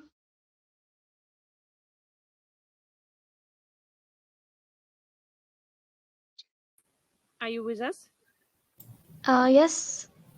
We use different types of fabric so it can overcome different problems. For example, there is lots of water waste because of cotton, and we can overcome it by using banana fabric. We are mainly concerned with natural only, so natural fiber only. We can for example, you can say that banana fabric can be harsh, but we can blend it with other fabrics. So, for example, bamboo fabric. If we combine it with bamboo fabric, it can produce a silky texture. That can be alternative for cotton. Whereas cotton wastes so many water is wasted because of producing cotton. And also, bamboo fabric is antibacterial and hypoallergenic. Okay, I see. Thank you. Thank you very much for your presentation. The next project is from Nepal. It's Benisha Hatiwada and Pratika Hatiwada. Thank you, and sorry for having trouble.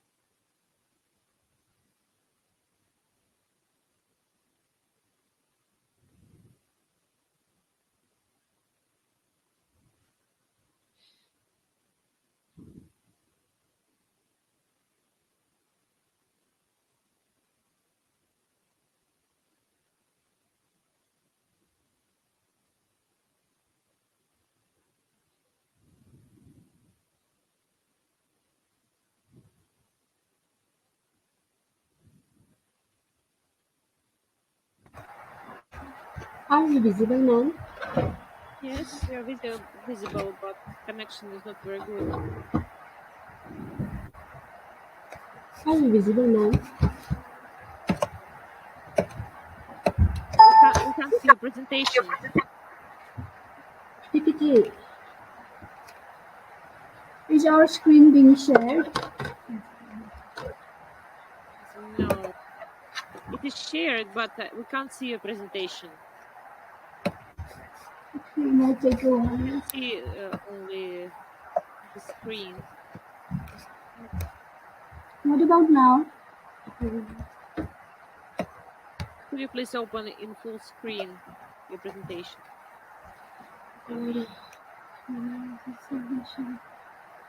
I guess it is buffering. Just can you please excuse for a minute? We will try.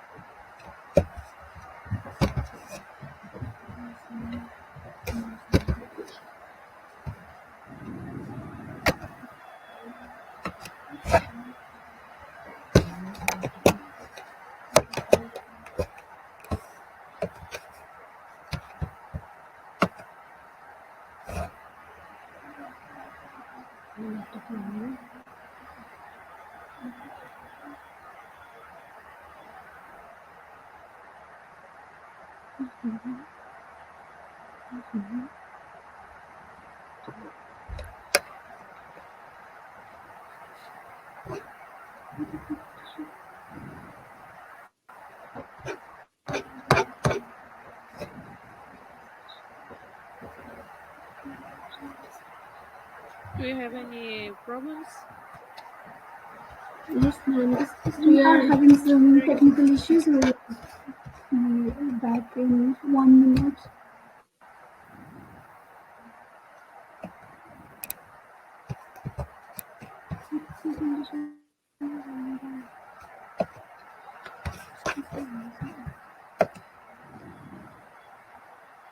No, this is just a minute, okay? We will just have a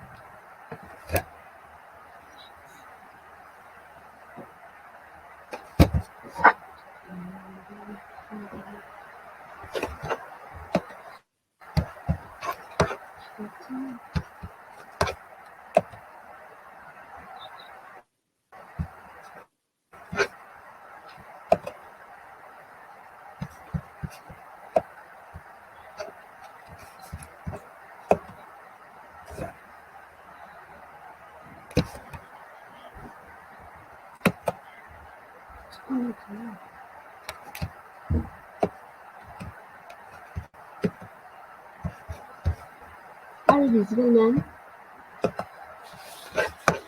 No, not Are you visible. visible? No, no. We can see you, but we can't see your presentation. Okay, just excuse us for a minute.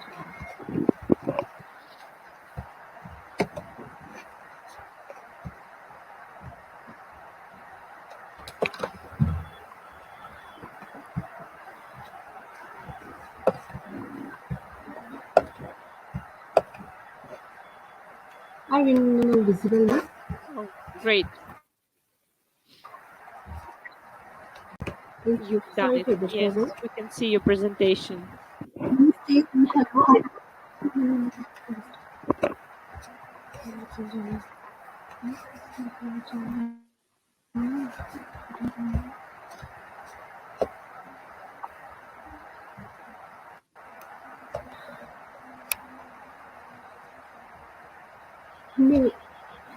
May we begin, ma'am? Yes, you can start. Namaste, I am Pratika Khatioda. Namaste, I am Binisha Khatioda. We are representing Q Research Organization from Nepal, and today we are presenting on Himalayan nettle plant, a possibility towards sustainability. So here we begin. Introducing the plant, first of all, Himalayan nettle plant is a native plant of Himalayan region. It produces strong and durable fiber. It is a sustainable alternative to synthetic materials and fibers available in the market, and it can be extracted through both the scientific and traditional approaches. So background of this study. As we are from Nepal, we've done research based on Nepalese background, but nettle grows in every part of Himalayan range. However, species may vary. Similarly, this plant is traditionally used by local communities for its medicinal and textile properties. It has sustainable harvesting and cultivation potential. Therefore, we are aiming to explore the potential of Himalayan nettle plant towards sustainability through analysis of economic, environmental, and social benefits. So these are the features of nettle plant. Nettle plant, which is native to Himalaya region, grows up to 2 meter height and contains long, strong, flexible fibers. It grows in variety of soil type and supports conservation of biodiversity. Talking about the physical and chemical properties of fiber, not the plant, we're talking about the fiber. The physical properties includes it grows up to 2 meter height.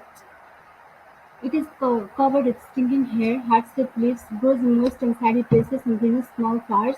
While chemical properties, the plant contains cellulose, hemicellulose, cellulose. It is packed with calcium, magnesium, etc. It has high tensile strength, low elasticity, and natural UV protection.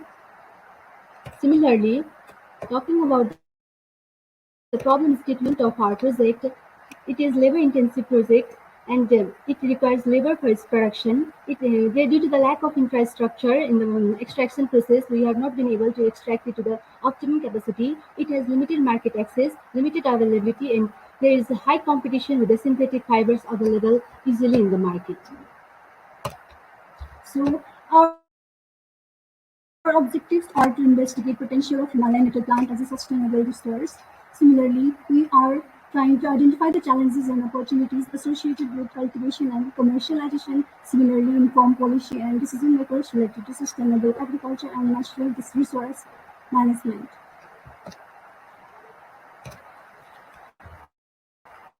So,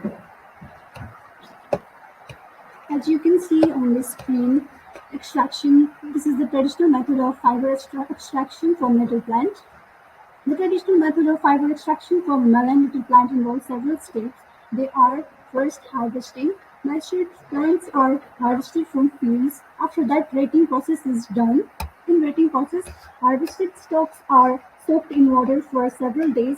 After that, stripping process is done. In stripping process, outer bark of plant is stripped away using metal scraper. Similarly, the fibers are then spun into thread using traditional spinning wheel. After that, the thread is woven into textiles using a traditional hand loom.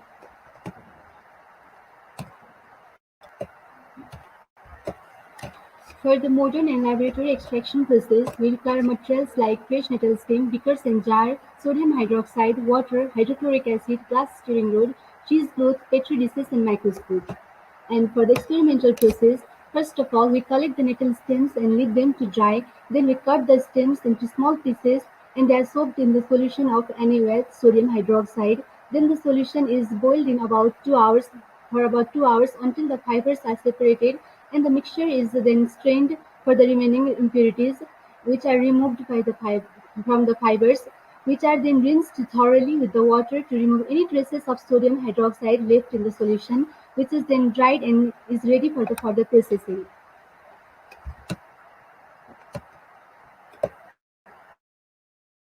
On the screen about FTIR analysis. FTIR technique works by passing an infrared of light observed at different wavelengths. Different functional group and chemical bonds absorb light at a specific wavelength, producing a unique fingerprint for each compound. The infrared spectra of hemicellulose and cellulose have characteristic absorption bonds that can be used to identify them. Cellulose, hemicellulose all have several characteristics peak at FITR spectrum, including a strong peak at certain point.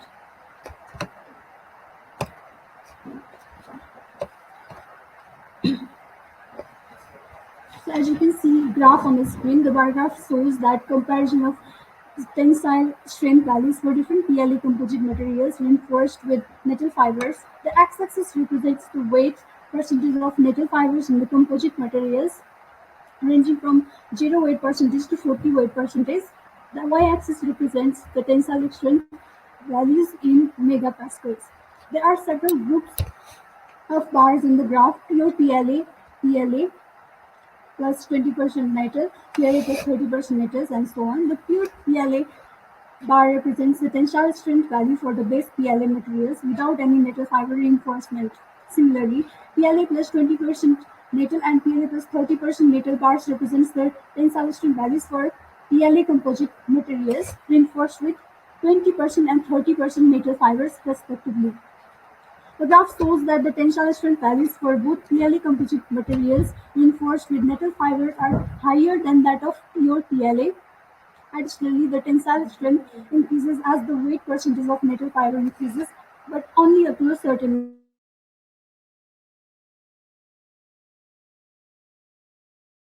strength may decline.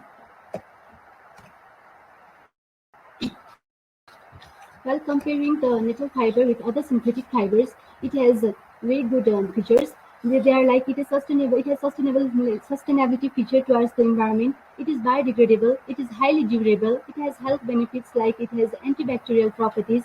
The clothes and textiles made from hollow fibers are very comfortable to wear. However, it may be a little pricey because of its limited availability and limited production, but it can be amended in the future. About the possibility and uses of the fiber, it can be used for textile production, medical textile, as you said, it has antibacterial properties. It can be used as a prominent means for sustainable fashion. It can also be used for production of paper. It has long and strong threads which can be used for making basketries, and also it's the leaves of little plant can be used as natural dyes.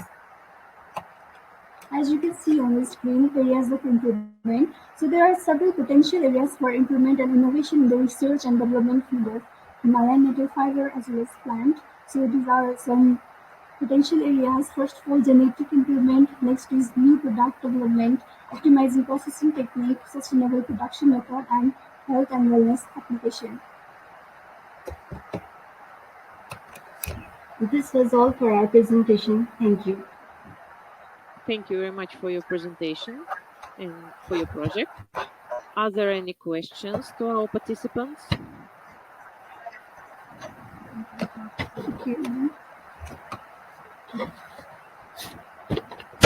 Thank you for your presentation. How did you measure the errors shown on your chart? We haven't really included errors in chart. We have just tried to measure or determine how PLA containing material can vary with tensile strength if we add a metal fiber fabric. Can you show your presentation chart? Okay.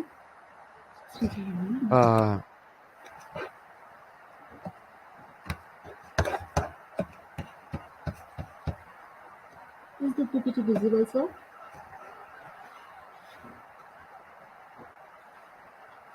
Is it visible, sir?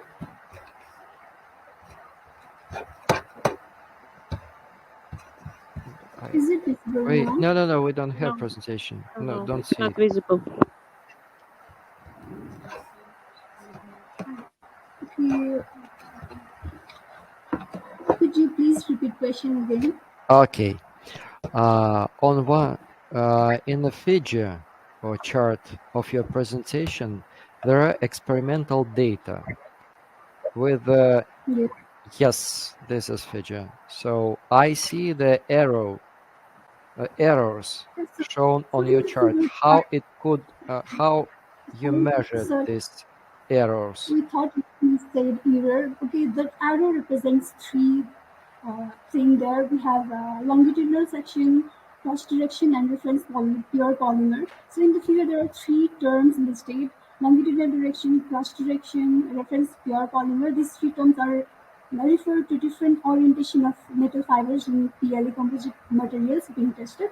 So longitudinal direction, this refers to direction of metal fiber that is parallel to direction of force or stress being applied to material during testing. So there is cross direction. It refers to direction of a metal fiber that is perpendicular to direction of force or stress being applied to the material during testing. And we have reference pure polymer or reference PP. This refers to sample of PLA polymer, polylactic acid polymer material that does not contain any metal fibers. This sample is used as a reference or control for a comparison to PLA composite material containing natural fiber. How many experiments was made to get this data? This is just a simple experiment. What we do is we take metal fiber and PLA containing material and we test them, and we observe the longitudinal direction, cross direction. We observe tensile strength and the y-axis, and in the below there is x-axis. So they are similarly PLA reference and weight percentage of metal fiber. We observe how the addition of metal fiber increase the tensile strength of PLA materials. Okay, thank you. Thank you so much. Thank you very much. More questions? Yes, I have one question. Do you know the examples of nettle plant cultivation and what is the yield from hectare? Yeah, I mean, we can make several kinds of medicinal equipments or things that we use as bandages. We can use it in sports industry, textile industry. We can make papers and so many other things.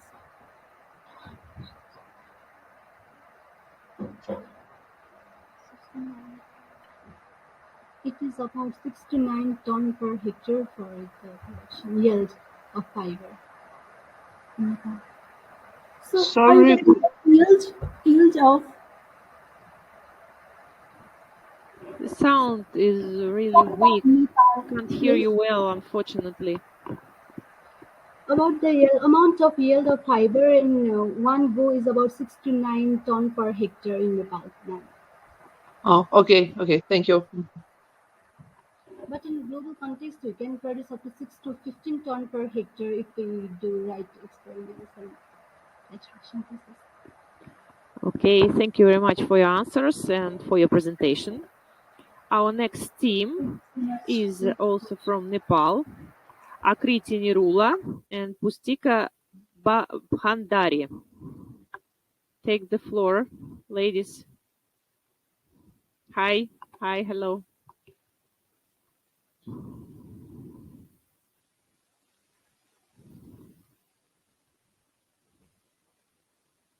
Turn on your mic, please. We can't Hello, hear you. are we audible? Oh, great, yeah. You are visible, but we can't see your presentation. Sound. Are we audible? Yes, audible, yeah.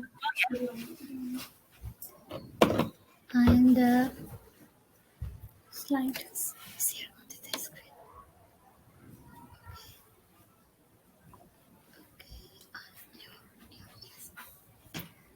PPT. Can you see our slide? Can you see our presentation slides? Yes, we can see, but it's not full screen.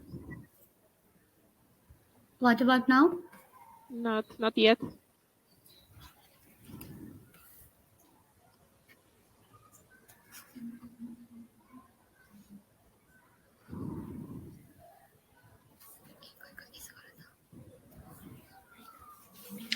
Entire screen. Okay. Yes. You should choose entire screen. Yeah.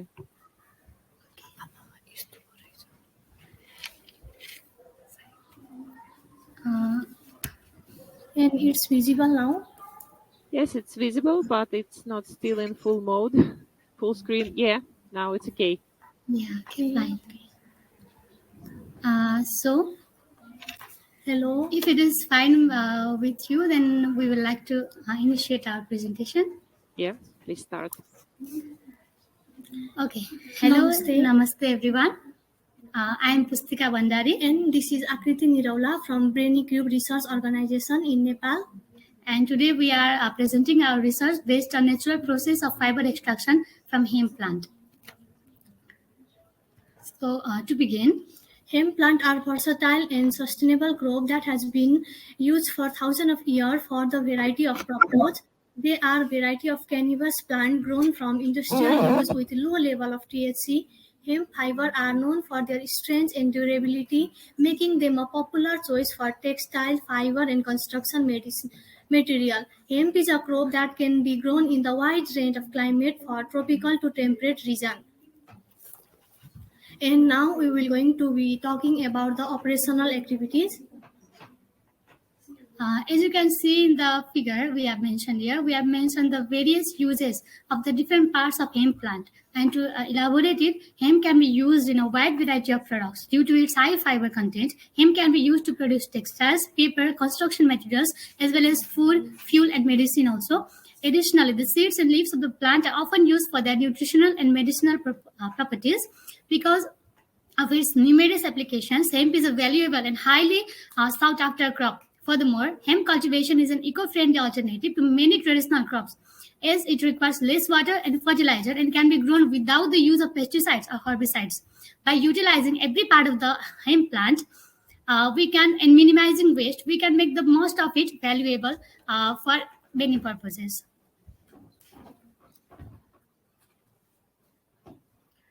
And to continue,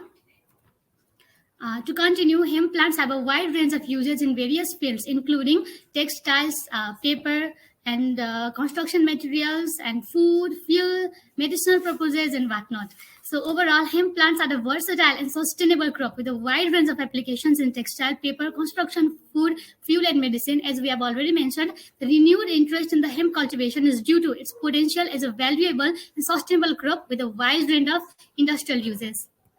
Now going through the market side, we can see the figure in the slide. Since the market reached 4.46 billion US dollar in the size in 2020-80, and it is anticipated that the size of the hemp fiber market will increase and reach to 43.75 US dollar by 2027. Now going to another slide. We have elaborated about the global hemp market. Now, why hemp fiber? Why not others? So we have mentioned hemp plants are a popular choice for various reasons. Some are versatility. Hemp is an incredibly versatile crop and can be used to create a wide variety of products, including textile, paper, construction materials, and many more. Sustainability. Hemp is a sustainable crop that requires less water, fertilizer, pesticide than many traditional crops. Similarly, it is well known for its strength and durability, also for health benefits, like it contains essential and fatty acids, protein, and minerals that are beneficial for overall health. It is also moisture absorbance in nature.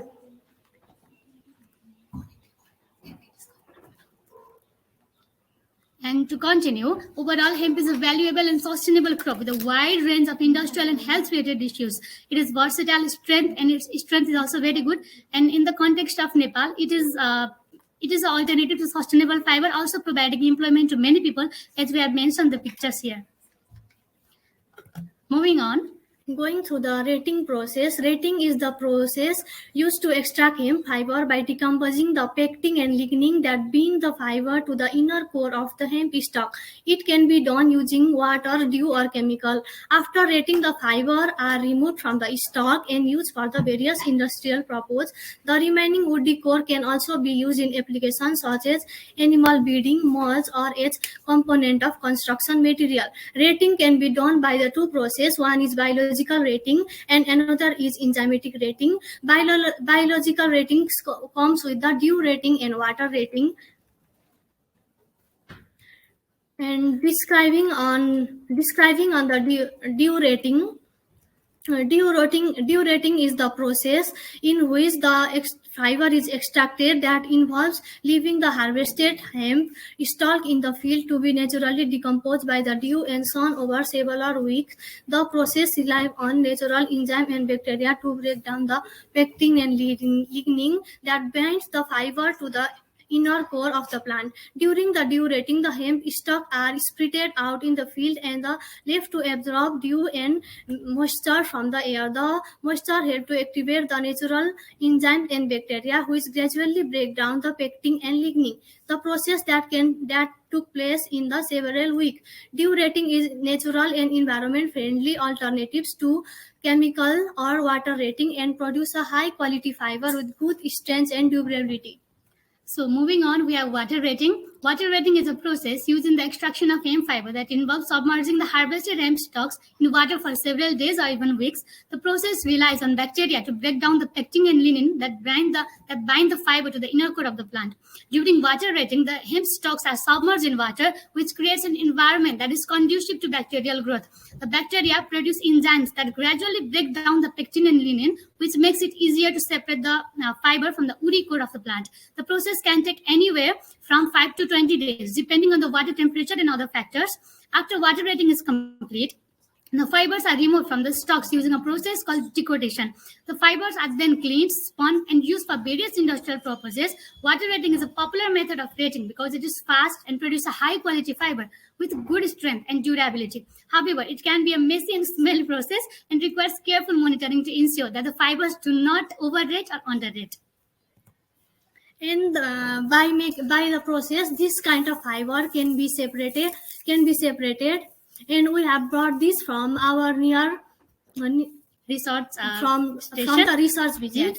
And going through the enzymatic rating. Enzymatic rating is the process used in the extraction of hemp fiber that involve using enzyme to break down the pectin and lignin that binds the fiber to the inner core of the hemp stalk. This process is similar to the biological rating, but instead of relying on the natural microorganism, enzymes are added to the rating solution. Enzymatic rating is fast and efficient method of extracting hemp fiber, as it can be completed in a very little period of time, that is 24 hours. The enzyme used in the process are specific to the pectin and lignin bond in the hemp plant, which means they can break down the fiber without damaging them. The result in the high quality fiber that is suitable for use in textile, paper product, etc. Enzymatic rating is more controlled process than traditional method, as the enzyme can be added in specific amount.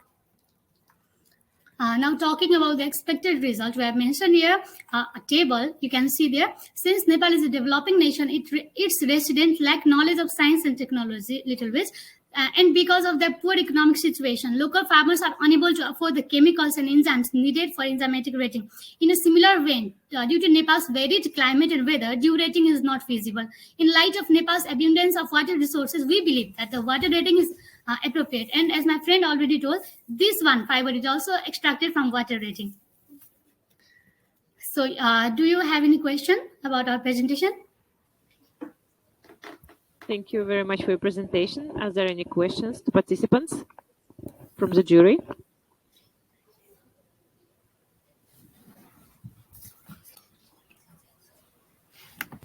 Everything is clear, I suppose. Why you show the figure concerning the time consumption of enzymes and bacteria in water? And why the time difference? 12 days or 24 days? Why these processes are so different in time? Okay.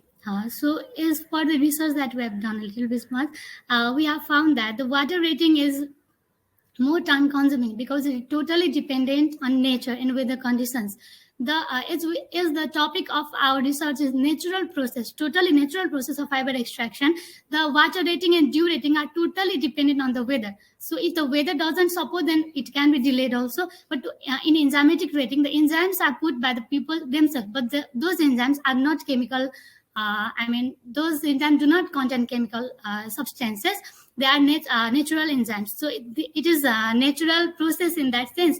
But the enzymatic rating take comparatively less time because it is not totally dependent on nature and weather conditions.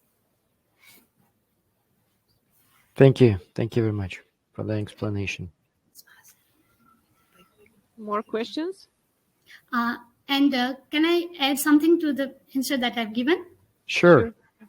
Okay, then there may be a query because water rating and dew rating, there are also a chance then why enzymatic rating?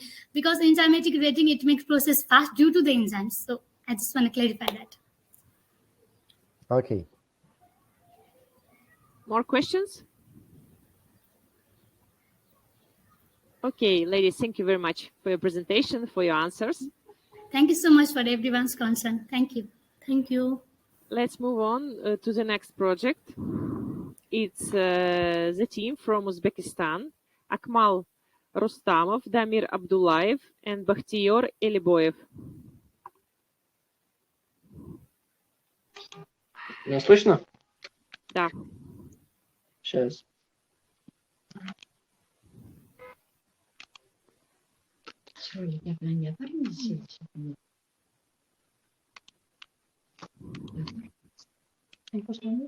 Да, все начали. Hozir. Hi everyone.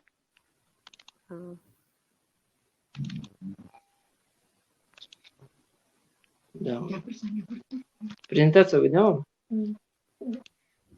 Видно, да, презентация вам? Видно. Но только надо full screen сделать. Сейчас.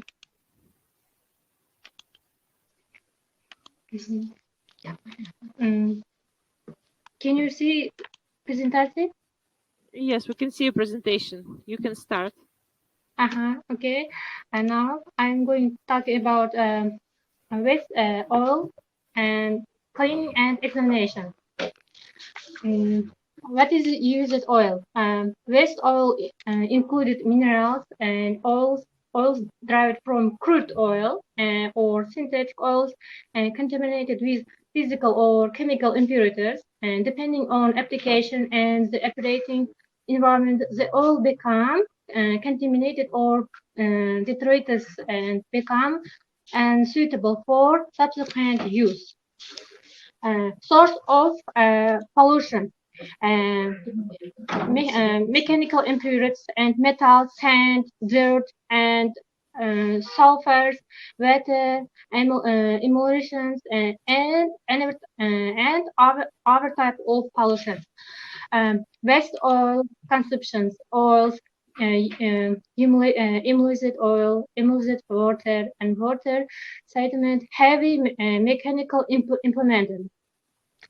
Next, you may say from presentation, why do we need to the recycling used oil? Oil, you may see the presentation table. Oil production and consumption is growing at the present day. Sharp question arise. Raw material saving, restoration and exhausted mechanism and materials, protecting of the environment and humans healthy. 67.2 liters of crude oil and 1.6 liters of used oil are used to produce 1 liter of lubricating oil. Why used oil dangerous? Hazardous class and 2 and 3 highly hazardous or moderately hazardous. 1 liter of waste oil, when drained enter reservoir, pollutes and 1 million liters of water. Global use of various lubricants and hydrogen oils. 14% processed oil, 11% and another type industrial oils, 10% lubricants, and 5% and industrial grade oil, 3% automotive lubricants, 5 to 6%. Oil industries, you may see our presentation table. According to the table, indicators and spent all of indicators viscosity at and content of mechanical impurities, ash content, and acid number of 100 kilograms and viscosity at 500 contained all mechanical impurities, acid numbers and flash point and optical density and density at 200 kilograms and viscosity at 1000 and contained all mechanical impurities. Ash contained acid numbers and according to our table, oils spent and fresh and fresh industries spent 18 to 14.5 spent viscosity of and perfect 22 and 15 fresh and 22 and 15 and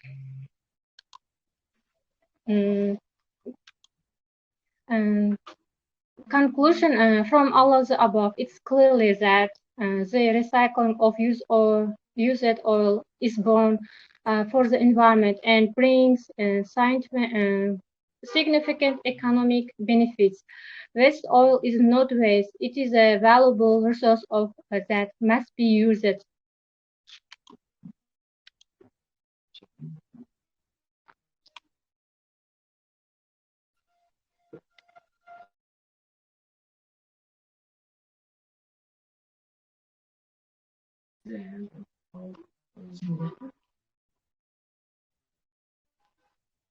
Не слышно? Have you heard? Алло, не слышно? We can hear you. We can hear you. Do you have any questions? Okay. Are there any questions?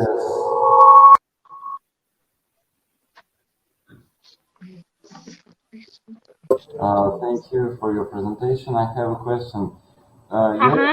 Your report is named Cleaning and Regeneration. Can you tell us what about the ways of cleaning of waste oils? Can you repeat and can you loudly speak? Can you tell us a few words about the ways of cleaning the waste oils? Waste oil? Just a moment. Can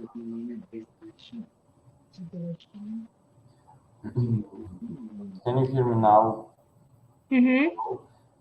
Can you tell us about the ways of cleaning the waste oil? I realize. Okay.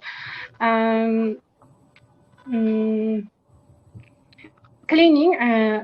If according to cleaning, we have to cleaning our oil from the hazardous implementings. For example, sulfurs and nitrogen. It's processed according technologies and implementing heating and cracking. Then we have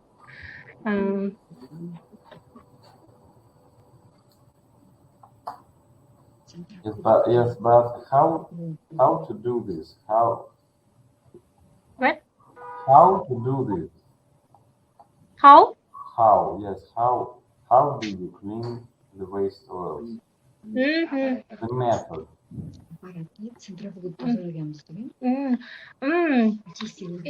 It is processed. Нельзя подсказывать отвечающему. It is process filtering. I'm sorry. It's process filtering. Can you describe it? This process. We will be used filtration. The filtration aim of taking tough matters and implementing and cleaning. In a nutshell. So. Okay, lady, I have a question. What is your family name? What is your family name? Юлдашева. Окей. Просто среди нас нету тех, кто знает английского языка. Попросили подругу. Окей, это вопрос для обсуждения. Это English Speaking конференция. Хорошо. Все ясно. Are there any questions from the jury members? There is a question in the chat.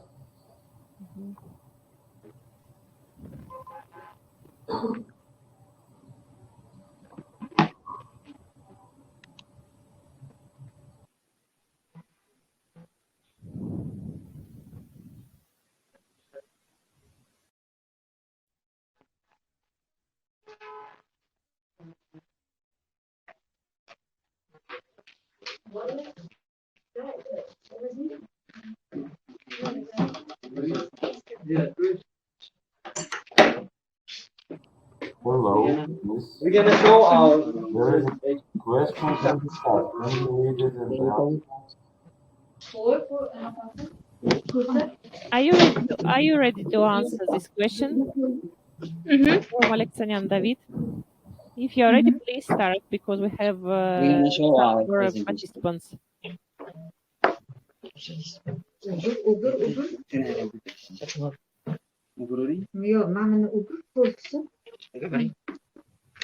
We're gonna go show our presentation.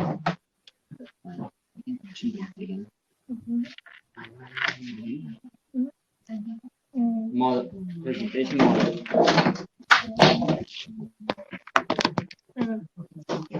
It was our explanation, cleaning or oil.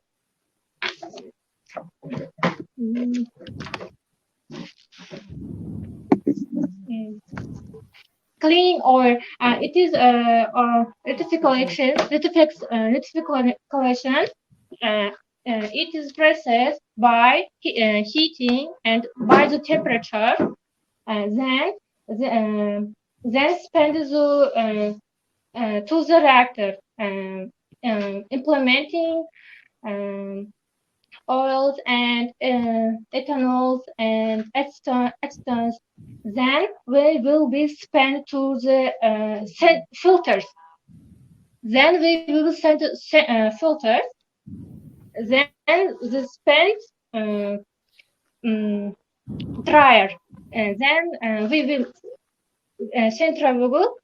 Then we will send to the mixed. Then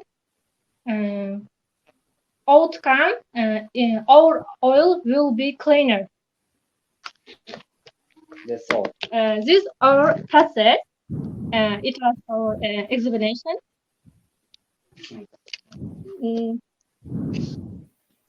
Okay. We have one more question in the chat. Please check your chat box and answer this question.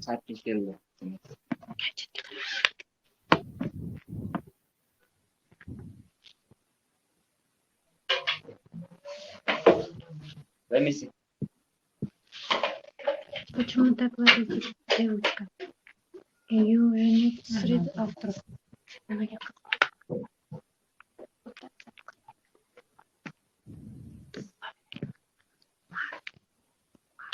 Do you have an answer? I know English. I didn't hear. Do you repeat? Can you repeat? Do you have an answer to this question?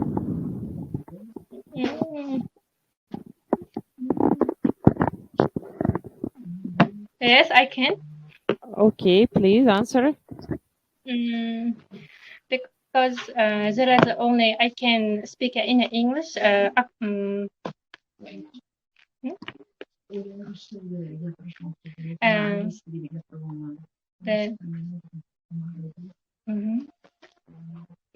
My Okay, okay, guys. Thank you very much for your presentation, for your project. Thank you very much.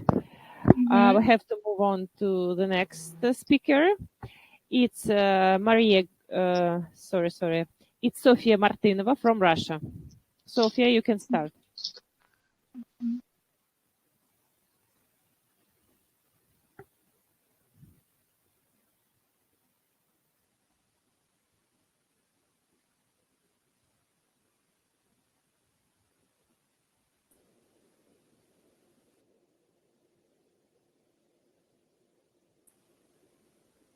Please turn on your mic. We can't hear you.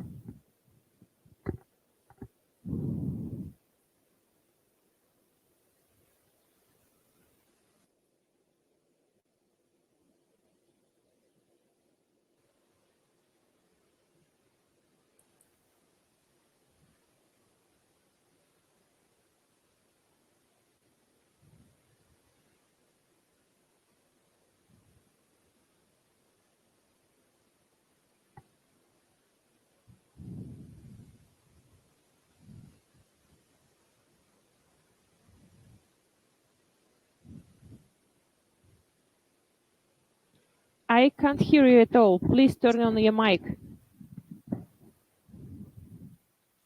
Включите звук, пожалуйста, София. Может быть, внизу у вас микрофончик нажат. Случайно.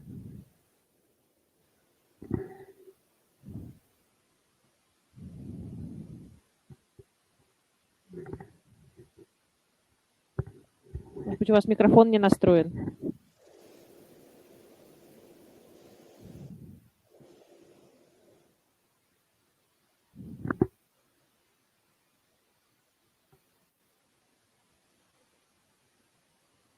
Не слышим вас.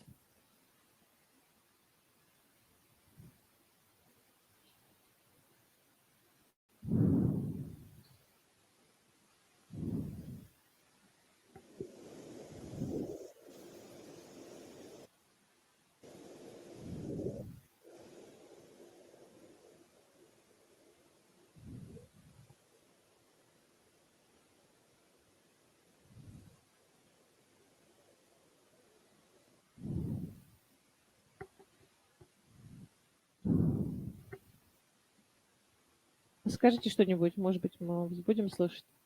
Нет, не слышим. У вас, наверное, какие настройки в компьютере надо посмотреть.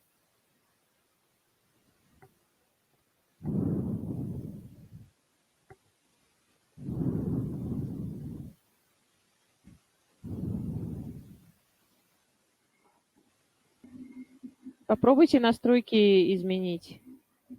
Так вот, слышно? Вот так слышно.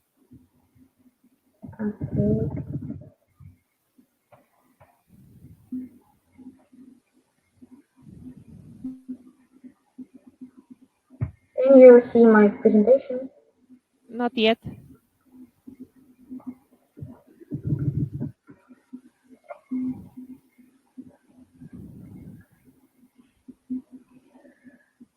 Okay. Good afternoon, dear members of the jury and... Нет, я сказала, нет, мы пока не видим. Ага. Вообще просто черный квадрат. Попробуйте еще раз.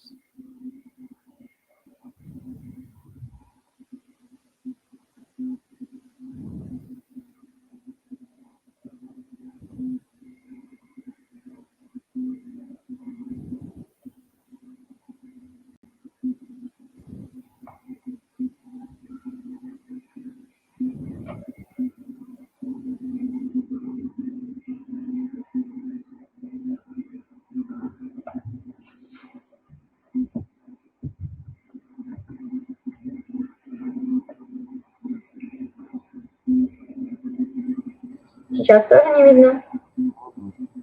Остановите пока презентацию, нажмите снова «Показать экран». Простите, что вы сказали? Остановите пока трансляцию свою, нажмите еще раз «Показать экран», кнопочку, и сверху выберите там весь экран. Вы нажимаете на сам экран, на картинку на эту, и нажимаете «Поделиться». Я так делаю. Нет, ничего нет. Попробуйте перезайти в конференцию, потому что такие были проблемы вот на прошлых заседаниях, и когда перезаходишь, все работает. Хорошо.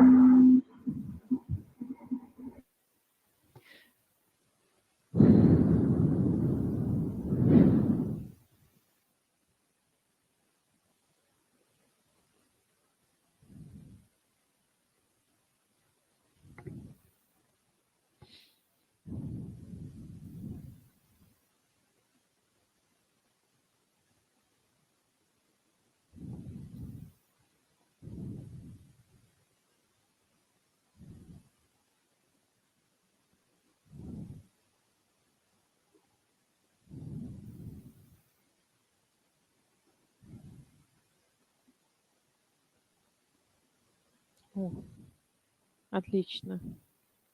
Видно, да? Да, да, супер. Нажмите кнопочку «Скрыть», пожалуйста, внизу. Скрыть. Чего? На кнопочку «Скрыть». Ага. Спасибо. Okay, you can start. Good afternoon, dear members of the jury and participants of the conference. My name is Sofia Martinova. I present my work, Definition of Honey Quality from Ostrov District of Region by identifying the diastatic number. Natural honey is a valuable product. Its production is a complex and expensive process, so it is often adulterated. We have decided to test the quality of honey from a private beehive in Ostrov district and of honey from a supermarket. Aim of this study to analyze the honey quality from Ostrov district to compare it with the honey sample from a supermarket. Objectives of the study: to learn about the types, chemical composition of honey after studying literary sources, to master some methods of determining qualitative indicators of honey, for example, organoleptic characteristics and diastatic number, to do research of honey from a private beehive in Ostrov district and of honey from a supermarket to determine its quality. Honey is a product of processing of floral nectar or honeydew of some flowers by bees. For producing 1 kilogram of honey, bees need to collect 4.25 kilograms of nectar. Detailed information on how the nectar becomes honey can be seen on the slide. There are some different grades of honey. For example, bee honey and artificial honey. Adulterated honey may also be identified as a type of honey. More details you can see on the slide.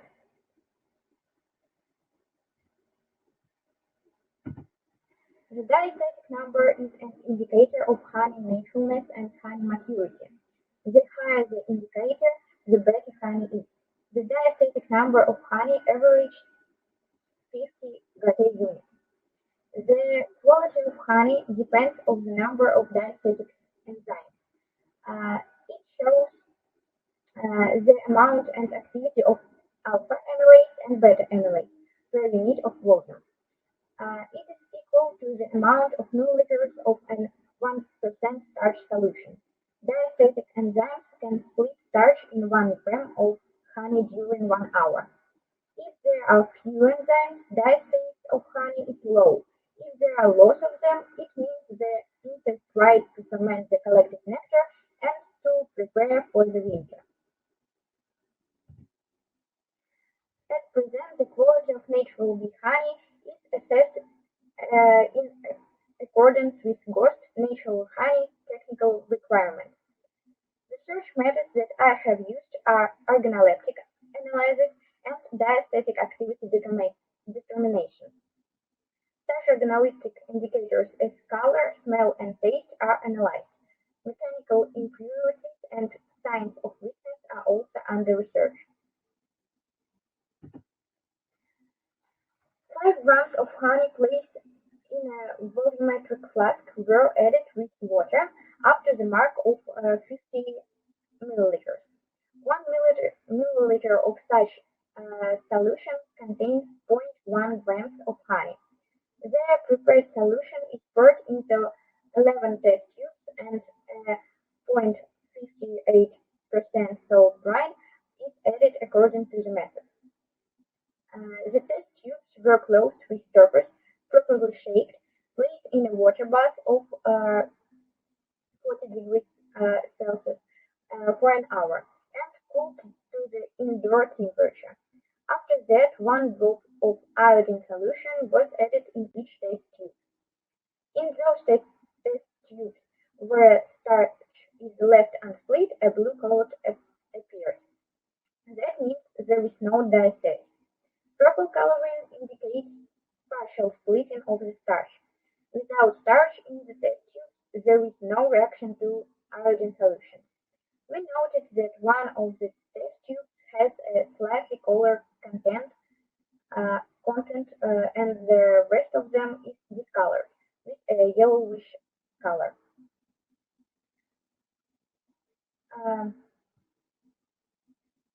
Diastatic number was calculated by dividing the number of milliliters of 1% starch solution of the mass of pure honey in that test tube. In August 2022, we analyzed 2 honey samples using the method described above. The first honey collected from a private apiary in the Ostrov district, the second honey from a supermarket. The research was held under the direction of Pavlova Elena Vladimirovna, candidate of pedagogical science, associate professor of the Department of Chemistry and Science Education in the laboratory of the Institute of Medicine and Experimental Biology of the Pskov State University. The results you can see on this slide. The table shows that the characteristics of the honey from a private vineyard in Ostrov district and of the honey from a supermarket correspond to gross natural honey technical requirements. The diastatic number of the honey from a private vineyard is 10.9 gata units. Of the honey from a supermarket, 8 gata units. That shows us that honey in both cases is natural.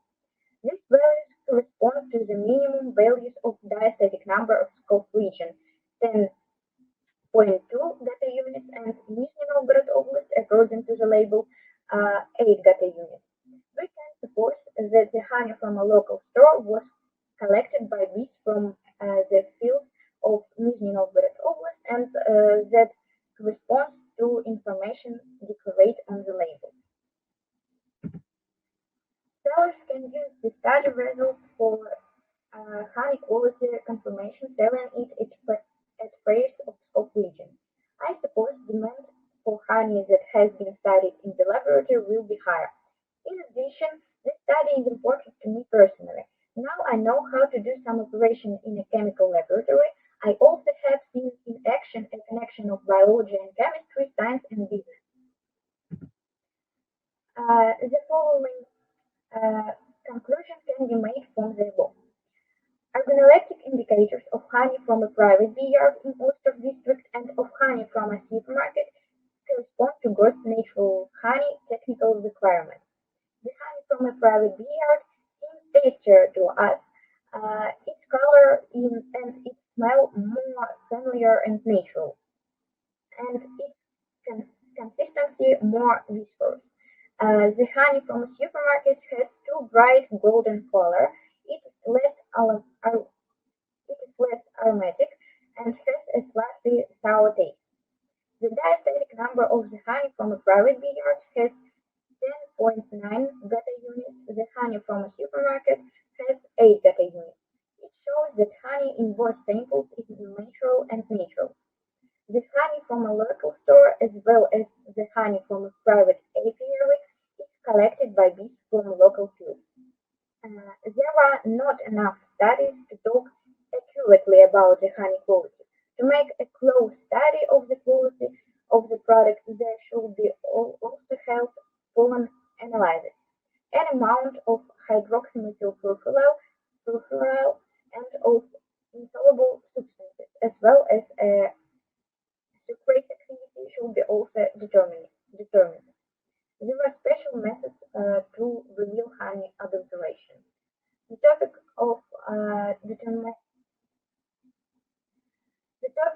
determining the quality of honey interested me, and I plan to continue working in this direction. Thank you for your attention. I'm ready to answer your questions.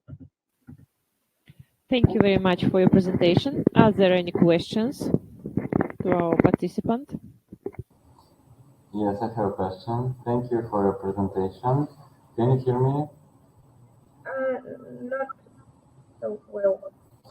Oh. Can you hear me now? Yes. Okay. How long does it take to provide one analysis of diastatic number?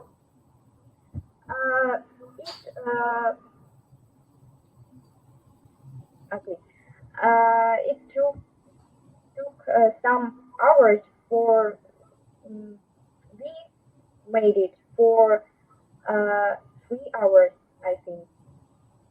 From 1 to 3 hours for one analysis, right? No, yes, no, but we made all solutions. We mm,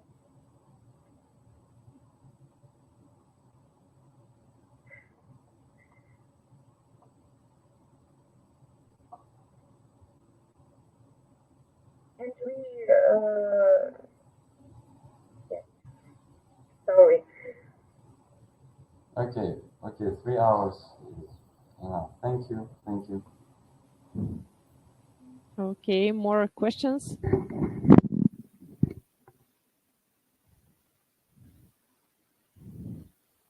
No more questions. Everything is clear. Thank you very much, Sofia. And our next project is from Turkey. We have a team, Zeynep Yurtsever, Abdullah Karacha.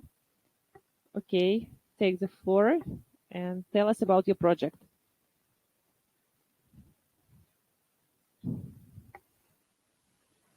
Can you hear me? Yeah. All right. So, hi, I'm Zeynep, and this is my friend Abdullah. We are going to talk about our project called TechnoSat.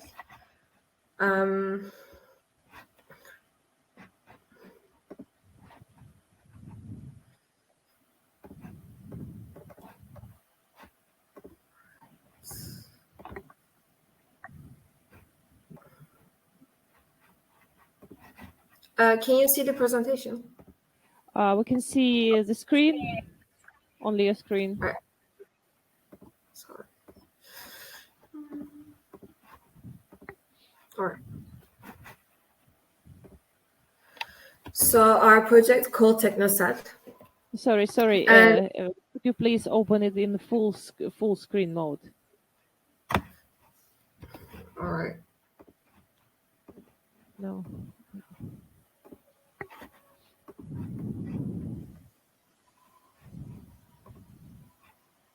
No, it is the same picture. Yes, it's great. All right. It was okay. Yes. All right. So the importance of renewable energies in the world is increasing day by day. As the population of the world is growing rapidly, our need for energy is also increasing. Since fossil fuel sources are running out, the whole world is trying to find new ways to use renewable energy sources more efficiently. Using the waves that have the highest energy density among the renewable energy sources is the best solution. About 70% of the world's electricity comes from fossil fuels. For our country, Turkey, it is about 45%. However, 34% of all Turkey's energy is met from other countries. And considering that the world is 71% water and Turkey is a peninsula country, wave energy appears as a clean, abundant, and an easily accessible energy.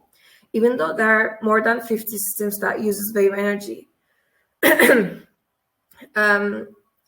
are either too expensive, so it is not possible to make so many of them, and most of them does not produce enough energy. or not suitable for seas, lakes, and rivers. In this context, our goal was to create a smaller, cheaper, but also an effective mechanism that can use wave energy at its highest potential. So our way for this is to generate electricity by induction using neodymium magnets with high magnetic strength. As we mentioned before, the amount of energy in the world is increasing significantly. Since traditional energy production methods cause environmental pollution and the resources are running out, we have to find effective ways to use clean energy sources. Although it has a structure that contains its potential of high energy density 24 hours a day, its technology is very new and still has high costs. Our goal was to use all the benefits of wave energy, so we developed this project TechnoCell. TechnoCell is simply an alternative wave generator, but before explaining TechnoCell, we want to give information about other wave generators.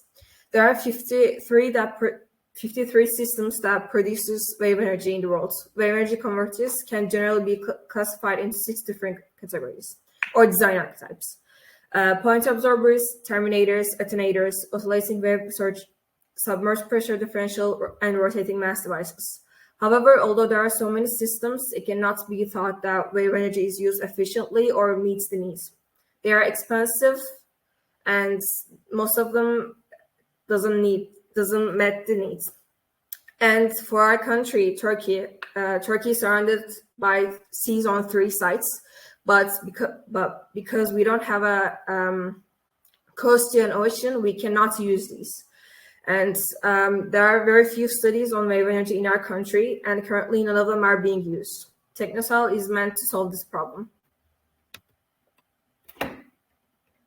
Our project TechnoCell is a hollow, lightweight insulating sphere with 50 cm diameter. It consists of tubes in which we take the air so that it doesn't oxidize and does not lose energy due to friction. We use neodymium magnet capacitor and zener inside of the tube. Outside of the tube, we use that as proof that it works. Neodymium magnets are one of the magnets with the strongest magnetic field. As the wave moves the sphere, the magnets inside the tube, which we wrapped with copper wire, move and create a magnetic field and generate electricity. We convert the kinetic energy of the wave into electrical energy by induction. We use capacitor and zener while converting AC to DC and storing energy for that. You can see the system diagram here. QSL can obtain energy between 3.5 volt and 1.5 volt at instantaneous output. With an average voltage of 2 volt, it produces 1440 watts with 0.2 amps and 360 watt with 0.05 amps. A QSL generates between 4.5 kilowatt and 1.5 kilowatt of electrical energy per hour. The QSL works with desired efficiency for 10 hours a day. This means more than 15 centimeters of wave. It can generate electricity between 16.5 megawatt and 4.5 megawatt per year. Finally, if we say that the monthly electricity usage of a house is 240 kilowatts, we will see that QSL easily meets the needs of several houses. And we have mentioned that the cost of 2 coil TechnoCell is 300 Turkish liras. In this chart, you can see the possible different combinations of times and numbers revolutions, and of course, this variety of combination have different voltages. The system we had in mind is to use many TechnoCells together. In this way, it's ensured that the energy is obtained in bulk. The ease of our system is due to the fact that the number can be increased. The electrical energy obtained from the system can be stored in batteries or used marines, ports, or lighthouses. Another benefit of this system is 40% of the world's population lives in coastal areas, so delivering electricity wouldn't be a problem. This system can be used in oceans, seas, rivers, and lakes that has waves more than 15 centimeters. With these conditions, we have explained the success of TechnoCell. Its efficiency and cost ratio stands out. It's estimated that our project will be much more efficient, unlike the existing systems. installed onshore or further offshore with the design and manufactured mechanical structure. Thank you for listening us. Thank you very much for your presentation. Are there any questions to the participants? Thank you for your presentation. I have a question. Can you recharge your technocell, and how much time does it take to recharge it? Can you repeat the question, please? Can you recharge your technocell? Is it rechargeable? Yeah, well, technocell is the one that produces energy. So as the sphere moves, it is produces energy, and we collect electricity in different batteries. So when it produces as much energy as it can, what happens next? When the Well, we collect all. So we have we built this as a system. So there are more than, we can say, like there are 20 technocells in a one system, and all of the ones all of the electricity, we collect them in a big battery and then we use it. Okay, but I'm asking about the technocell, about the sphere. When the energy of the sphere goes away, what happens to the sphere? I think I didn't understand your question. I'm sorry. Okay, thank you. More questions?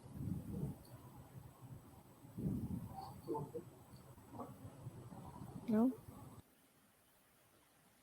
Okay, thank you very much. Thank you for your presentation, for your work, for your project.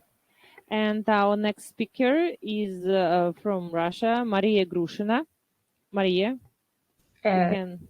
I'm here. Hello. Can I share my screen yet? Or Yeah, you can share. Yeah.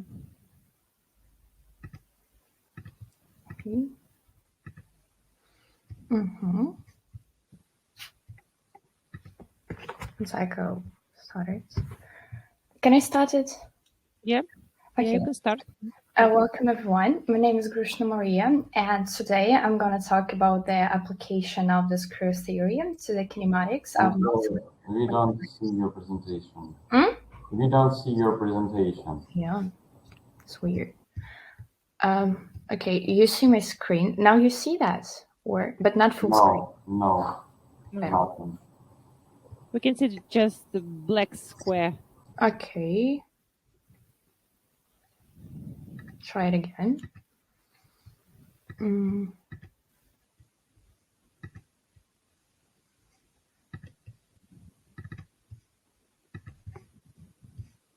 Still? Still, it's downloading. Yes, black square again. You should press the icon Start Screen Sharing, then choose entire window. Yeah, I do. Maybe you can try to reconnect. Okay, one sec. Sometimes it helps. Again, nothing again. Okay, can I re-enter to the... Yes. Okay, yes. 1 second. Thank you. Okay.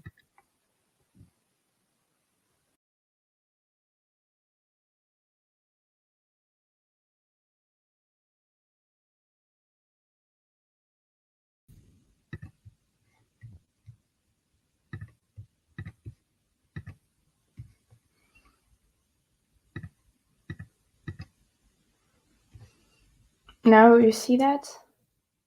Yes, we see it. Okay, cool. You still see that? Yes. Yeah. Okay, cool. So again, welcome everyone. My name is Grushina Maria, and today I'm going to talk about the application of the screw theory to the kinematics of multi-link manipulators. In 2021, Over 500,000 industrial robots were installed all over the world, and by October 2022, there was a record of 3.5 million industrial robots operating in factories. So such systems are rather popular nowadays. However, robotic systems are still expensive and inflexible mechanisms, and the slow programming required for adapting robots to new products make this type of solution not productive enough in many factories.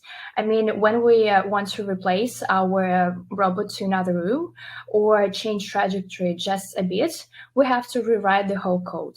And that's why it's important to have easy equations of manipulators' motion and desirable to have an explicit representations of them. There are some reasons why current equations are complicated. Firstly, because of the great amounts of degrees of freedom. Like usually it is 6. In my work, it is 6. Also because optimality criteria. Because when manipulator when it moves from one point to another point in the space, it has to choose only one trajectory from the infinite number of them in the space, and that's why a problem in kinematics arises. And in order to solve it, optimality criteria are used. I mean, in other words, we have equation of motion of manipulator, but we can't choose only one trajectory. That's why we add one more equation, optimality criteria, to the system, and only then this system can be solved. Thirdly, it is possible that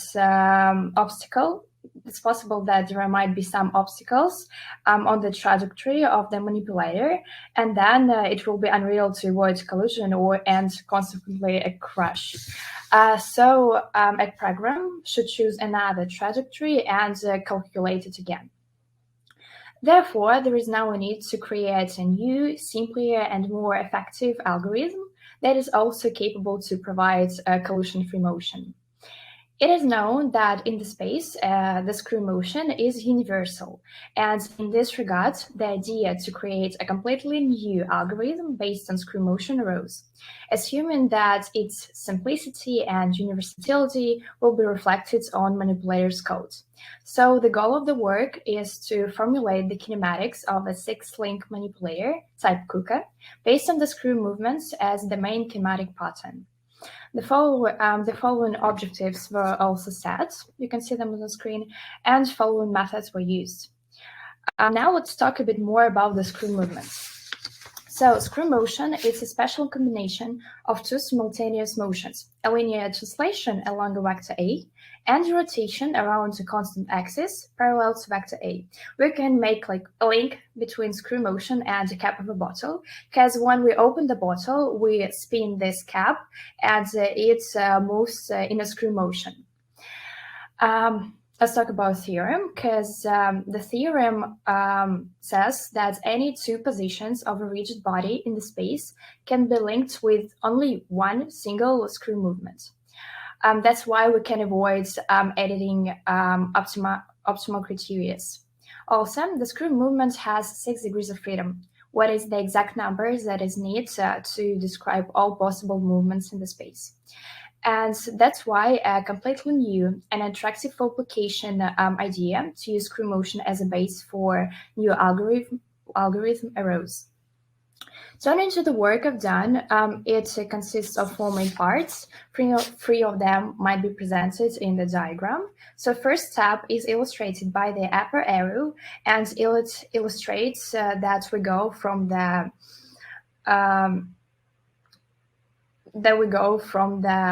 translation and rotation around that describes the random position of a rigid body in the space. So screw movements. I mean, in this space, I expressed parameters of screw movements in terms of parameters of vector and rotation.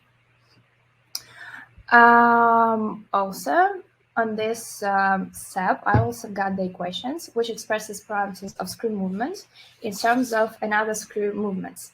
It was done in order to avoid a problem of obstacles in the space. So the next step It was illustrated by the left arrow. It's in this step, I've got the expression of position and rotation of manipulator in terms of its angles. And here you can see the step-by-step how I was doing it. And here you can see the resulting vector.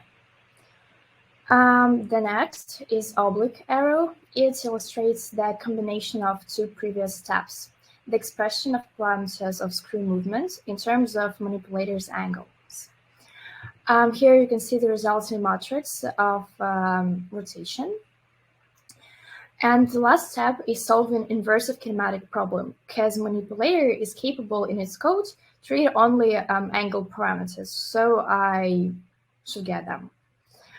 So on into the results of the work, I've got formulas for the screw formulation of Euclidean group of proper motion. It was derived. The formulas expressing the law of composition of the screw group are derived. A sequence of translation is written that implements the general movement of manipulator in the formulation of the forward problem of kinematics of manipulator. The forward problem of kinematics is reformulated in the screw language, and the degeneracy of inversive problem of kinematic around the initial position is proved. In this part of work, I've done a theoretical and mechanical analysis of the problem of compiling a mathematical model of operating of a manipulator based on screw movements, and getting all necessary formulas to solve the inversive problem of kinematic. This work is the theoretical part of this problem. The next step involves practical solution, writing code, and testing it. So let's talk about like two algorithms, a current one and one that is based on screw theory. Firstly, unlike the standard technique, the screw motion guarantees the uniqueness of the screw, so we can avoid adding extra equations. So our results and formulas will be easier. Secondly, the algorithm doesn't depend on the chosen coordinate system, and we don't need to fix codes if we replace manipulator to another room. Thirdly, we've got formulas that breaks the screw into another two screws, so we can avoid the problem of obstacles in the working area of manipulator. And the fourth, the universal screw is easy to program because there is a simple formula we've got. To sum up, we can say that this work is the first step toward introducing the theory of screw into equations of motion robots. In this case, the expected computational time for programming the final trajectory will be much less than using the standard techniques, and many problems of modern algorithms will be solved. The scientific complexity of the work is that in order to write it, I had to master the required amount of such elements like linear algebra, geometry, rotation geometry elements, analytical geometry, and other ones. And here you can see a bibliography that I used.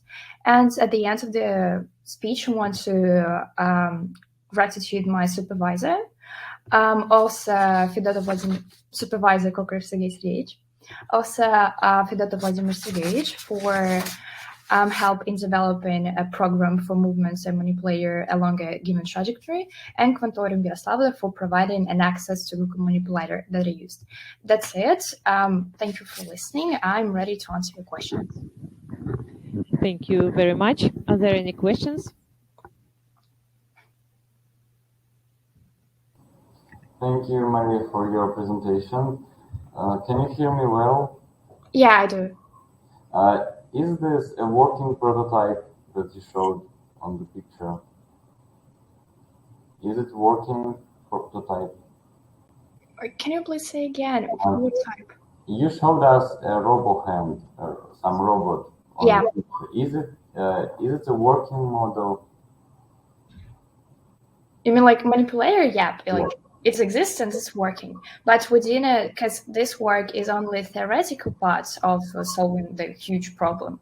We didn't write a code because it's the next step that requires some time. So we've got only formulas. So like Okay, this. so this robot manipulator works on standard equations. Yeah, now it works on standard equations, but like we picked it, we chosen it because we just needed to understand how it moves, like what angles it has, and my formulas are made. They were made for this particular manipulator. I mean, I used all angles that is possible for this manipulator. That's why I used it, but I didn't program it. Okay, maybe do you know someone else also is working on this like you do? Like this particular, like there is one university in Spain, one professor. Now I'm trying to text him. He's working on, like, he's trying to also use screw theory for manipulators, but a bit in another context, because he tried to use it in order to make the calculus problem easier. I mean, it's like a calculator, let's say. But my work is in order to use screw theory, like in the geometrical part, in order to make manipulator move like a screw. So we both use screw theory, but a bit in other different contexts. But other works, there's no other works on the net that I could find. So it's like you. Interesting. And maybe can you suppose will it work faster than on the standard equations? I do think so. I do believe so, because as I said before, the formulas will be easier, so it will require less time for like calculating them. That's why it will be a bit easier, and also easier for employees because they don't have to rewrite code, as I said before. Okay, thank you very much. Thank you. More questions to Maria? No? Okay, Maria, thank you very much for your presentation. Thank you very much. Thank you. And our next speaker is Malikat Salavatova from Russia.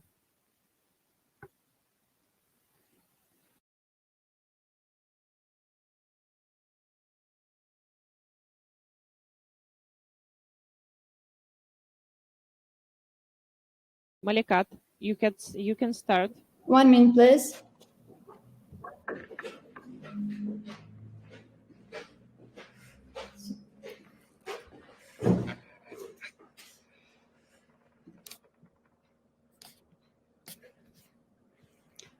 Okay. Can you hear me?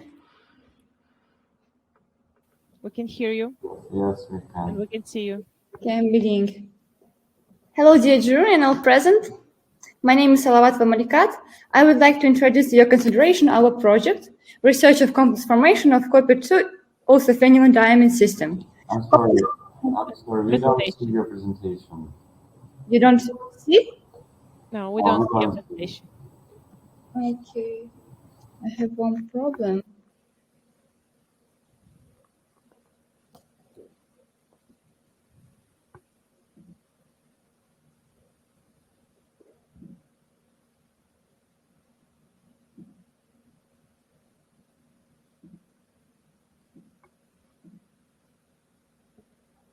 Now, can you see?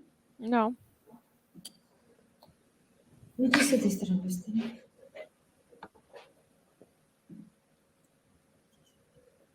С этой стороны быстрее. Нажмите на кнопочку «Подлиться» внизу, где компьютер нарисован.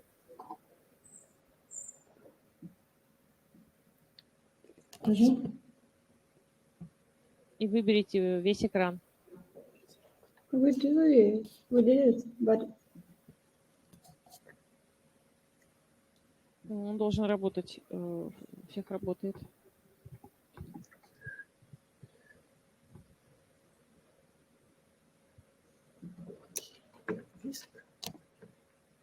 Can you see? No. Ну иди с этой стороны, ставь.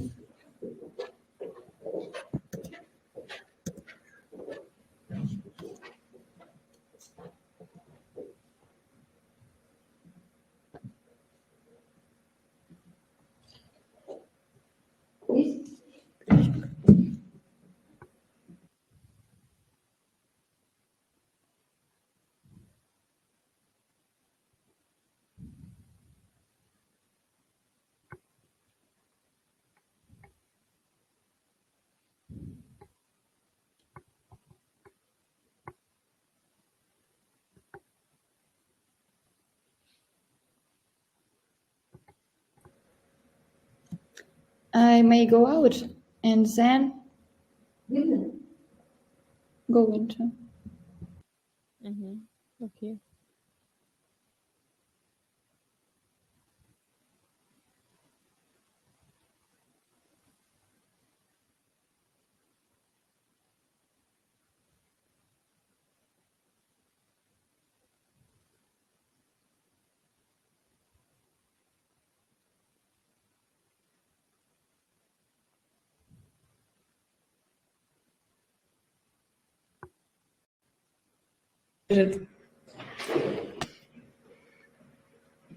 We can see you. Okay, and I Try to share, please. Great. It works. Oh, But okay. Can you see my presentation? yeah. Okay. And can you see me? Yeah. Minus sign to hide the What? One more time, please. hide this, make your window clear. I don't hear you. Minus sign now. Yes. Okay. Hello, dear jury and all present. My name is Salavatova Malikat. I would like to introduce to your consideration our project, Research of Complex Formations, the copy to also phenylene diamine system. Complex compounds of metal ions with organic reagents are widely used in various industries. Coordination compounds of copper with the ligands that have several donor atoms are of interest both from the perspective of studying their structure and the practical side. It's more important because in literature there is very little information about reactivity, composition, structure, and normal stability of copper-2 coordination compounds.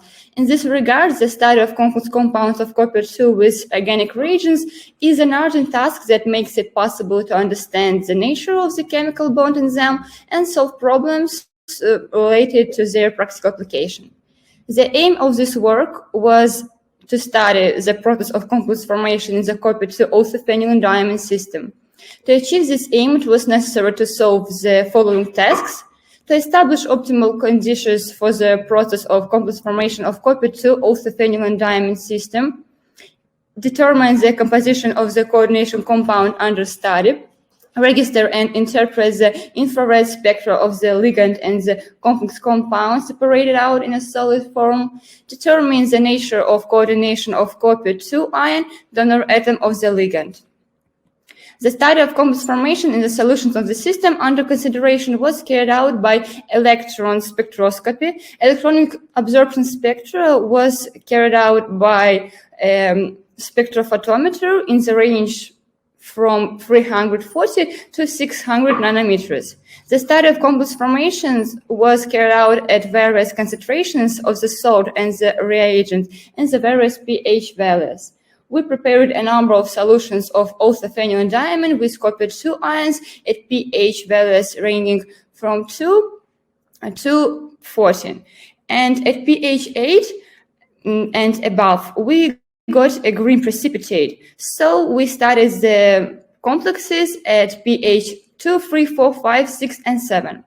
The obtained data show that the highest absorption was observed at pH 4 and wavelength 460 nanometers. And at these values, we carried out further studies related to determining and the composition of the complex. The concentration of the salt and the ligand was 0.01 mole to liters. The composition of the complex determined by two methods: the isomolar method, series method, and the saturation method. The method of isomolar series consists in preparing a number of the solutions with various concentrations of two components, but the total volume of the solutions remains unchanged. In this case, the total number of moles of both components in the total mixture always remains constant. The optical density of the solutions of the components was measured against distilled water. The obtained data shows that the maximum value of the optical density was observed for the coordination compound of copper with orthophenylene diamine as a ratio of copper to orthophenylene diamine 1 to 2. From this graph, we also determine instability constant. And since the molar ratio of the metal ligand components was 1:2, the instability constant was calculating from this equation, where A is its degree of destination, which is determined from the equation where A is optical density. As well, we got instability constant, and say we may get stability constant that is inverse to instability constant. The principle of second method, the molar ratio method, is to establish the dependence of optical density on the concentration of one of the components at a constant concentration of the second component and vice versa. The saturation curves presented in the figure show that the molar ratio of the solutions was 1:2. To establish the nature of the metal-ligand coordination, we recorded infrared spectra of the ligand and the coordination compound separated out in a solid state. The complexes of copper 2 with orthophenyldiamine was prepared by mixing equimolar amounts of the metal and the reagent, following by evaporation in water baths. Infrared spectra was recorded using a spectrometer. For this purpose, we ground 5-10 milligrams of the sample in a polluted agate mortar together with bromide potassium, poured until a homogeneous mass formed, and then press the mixture in a pressed mold. In our work, the analysis of the spectra of the ligand and the complex was based on a comparison of the characteristic absorption bands of ligand and the organic reagent. Change in the frequencies of the absorption bands indicates that the possible of participation of one group or another in the coordination. In our work, the nitrogen atoms of amino group have this change, and we can say that nitrogen atoms of amino group entrance into chemical bonding. This fact indicates that, taking into account these experimental results, we can assume that the science-cited complex has the following structure. You can see it on a slide. The main conclusion of this work are presented on a slide, and that's all. Thank you for attention. I'm waiting for your questions. Thank you very much for your presentation. Are there any questions to Malikat?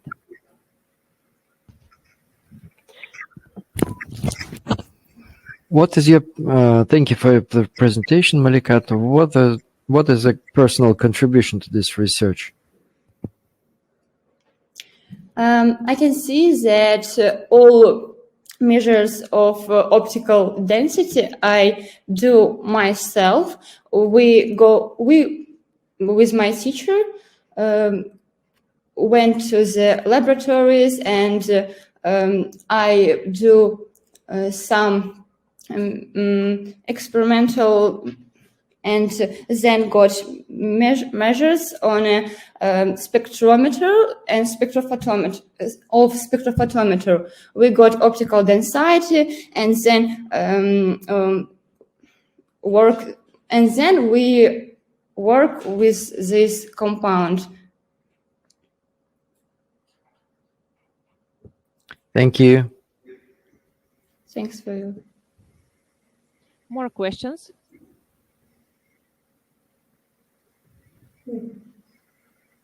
No. Okay, Malikat, thank you very much. I'm sorry, I have one question. Can you tell us what was the spectral resolution of the infrared spectrometer? One more time, I don't hear. What was the spectral resolution of your infrared spectrometer? Okay. I say that some changes in infrared spectra introduced to us that this group of orthophenyldiamine entered to chemical bonding. In our work, it was amino group atoms. No, you misunderstand my question. It's a question about your equipment. Yes. What was the spectral resolution? It's just a question about your Okay, I setup. I understand you. I don't know about it because we sent our compound to academic when some laboratories men work with this compound. We don't do this ourselves. Okay, you just work with data. Yes, if we speak about with graph. graph. Okay, thank you. Thank you so.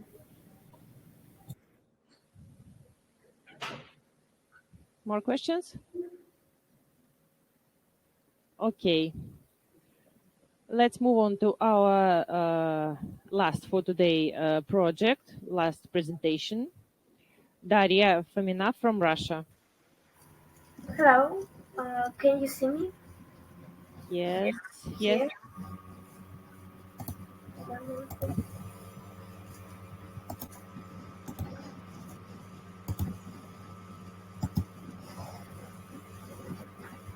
Can you see my presentation? No, unfortunately, no. Try again, please. Okay.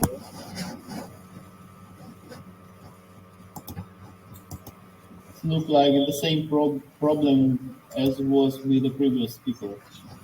Maybe you should reconnect and join us again. Yes. Try.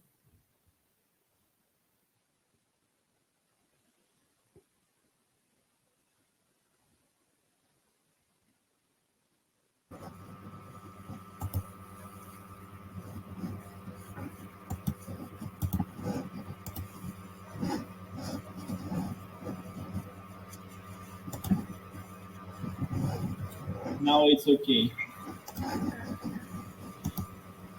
Yes. Can you see my presentation? No. You should choose not to share the window, but you should choose share the whole screen.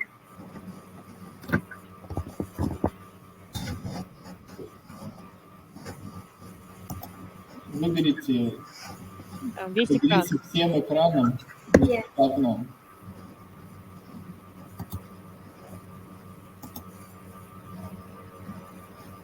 Oh, okay. Yes. My name is Daria. I'm from Russia. I'm in the 6th form. I want hide screen, please. Sorry, what? Скрыть. Нажмите скрыть, чтобы вот этой беленькой штучки не было. My name is Daria. I'm from Russia and I'm in the 6th form. I want to tell you my research preparation of a biodegradable packaging gelatin film with antimicrobial activity. Polymer films based on traditional synthetic polymers are widely used throughout the world. For example, for packaging of food and non-food products, agriculture, construction, household. But synthetic polymers are impossible to biodegrade. As a result, the polymer waste accumulates.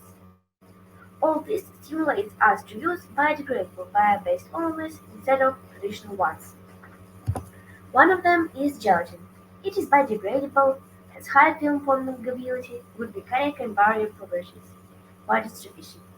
But it has low resistance to pathogenic microflora.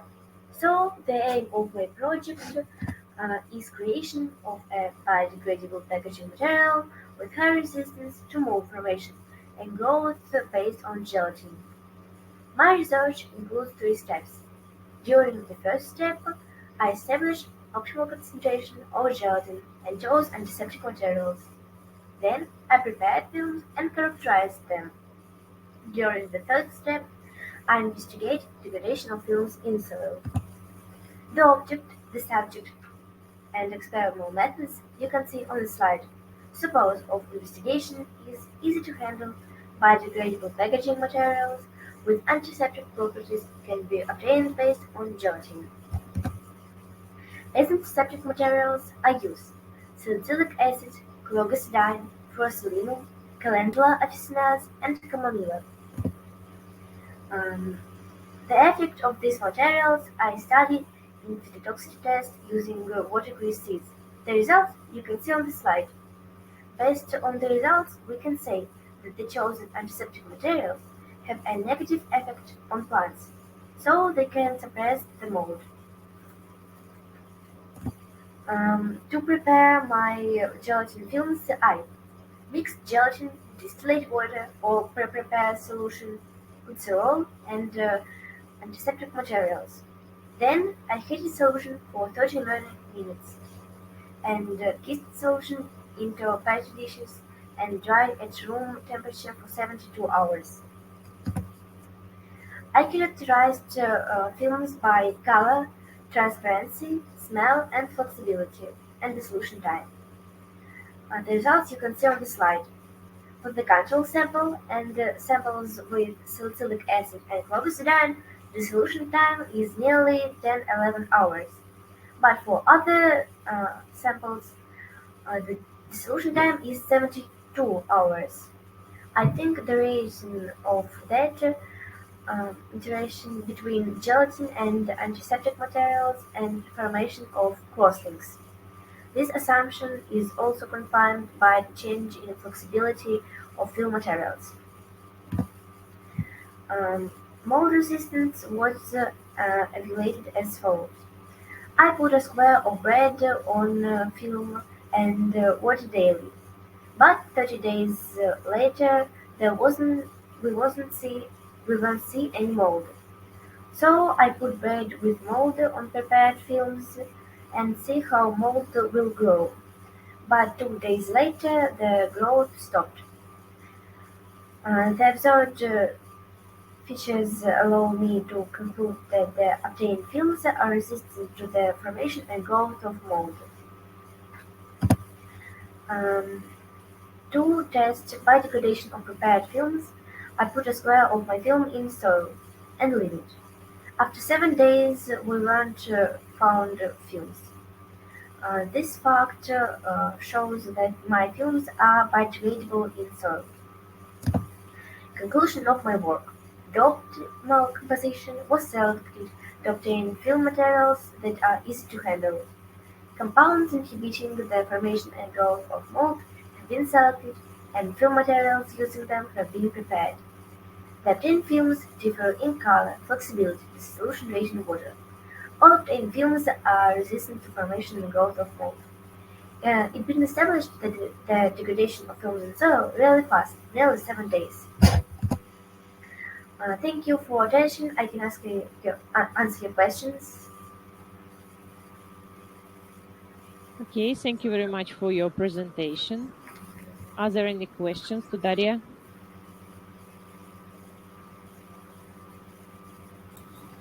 Thank you for your presentation. I have a question. Did you just put it on the ground, or did you try to put it inside, under the ground, with your samples? I put my films in soil and in soil. Inside? Yes? Inside. So someone told you that it was inside. Okay. We have also questions in the chat. Yes.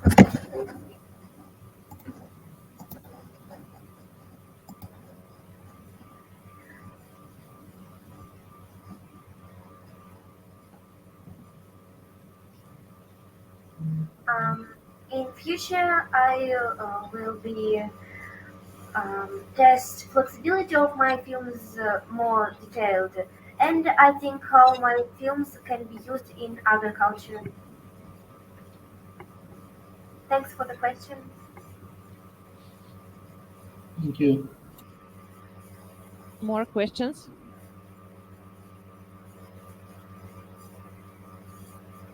No. Daria, thank you very much for your presentation and for your project. We wish you good luck. Thank you. Okay, it was final presentation for today. we can finish our work for today. Thank you very much. Спасибо всем. Thank you. Большую Thank you работу very much. проделали сегодня. Спасибо. Thank you. Спасибо большое. Thank you. Тогда Bye. прошу вас всех заполнить экспертные карты электронные. Я ссылочку с ним отправила. Потом встретимся где-то полчаса, обсудим награды. А потом это когда ориентировочно? Ну, Не слышно. к пятнице. Думаю, к пятнице подготовлю. Ну, мы с вами сориентируемся, чтобы всем было удобно по времени, и на это время назначим.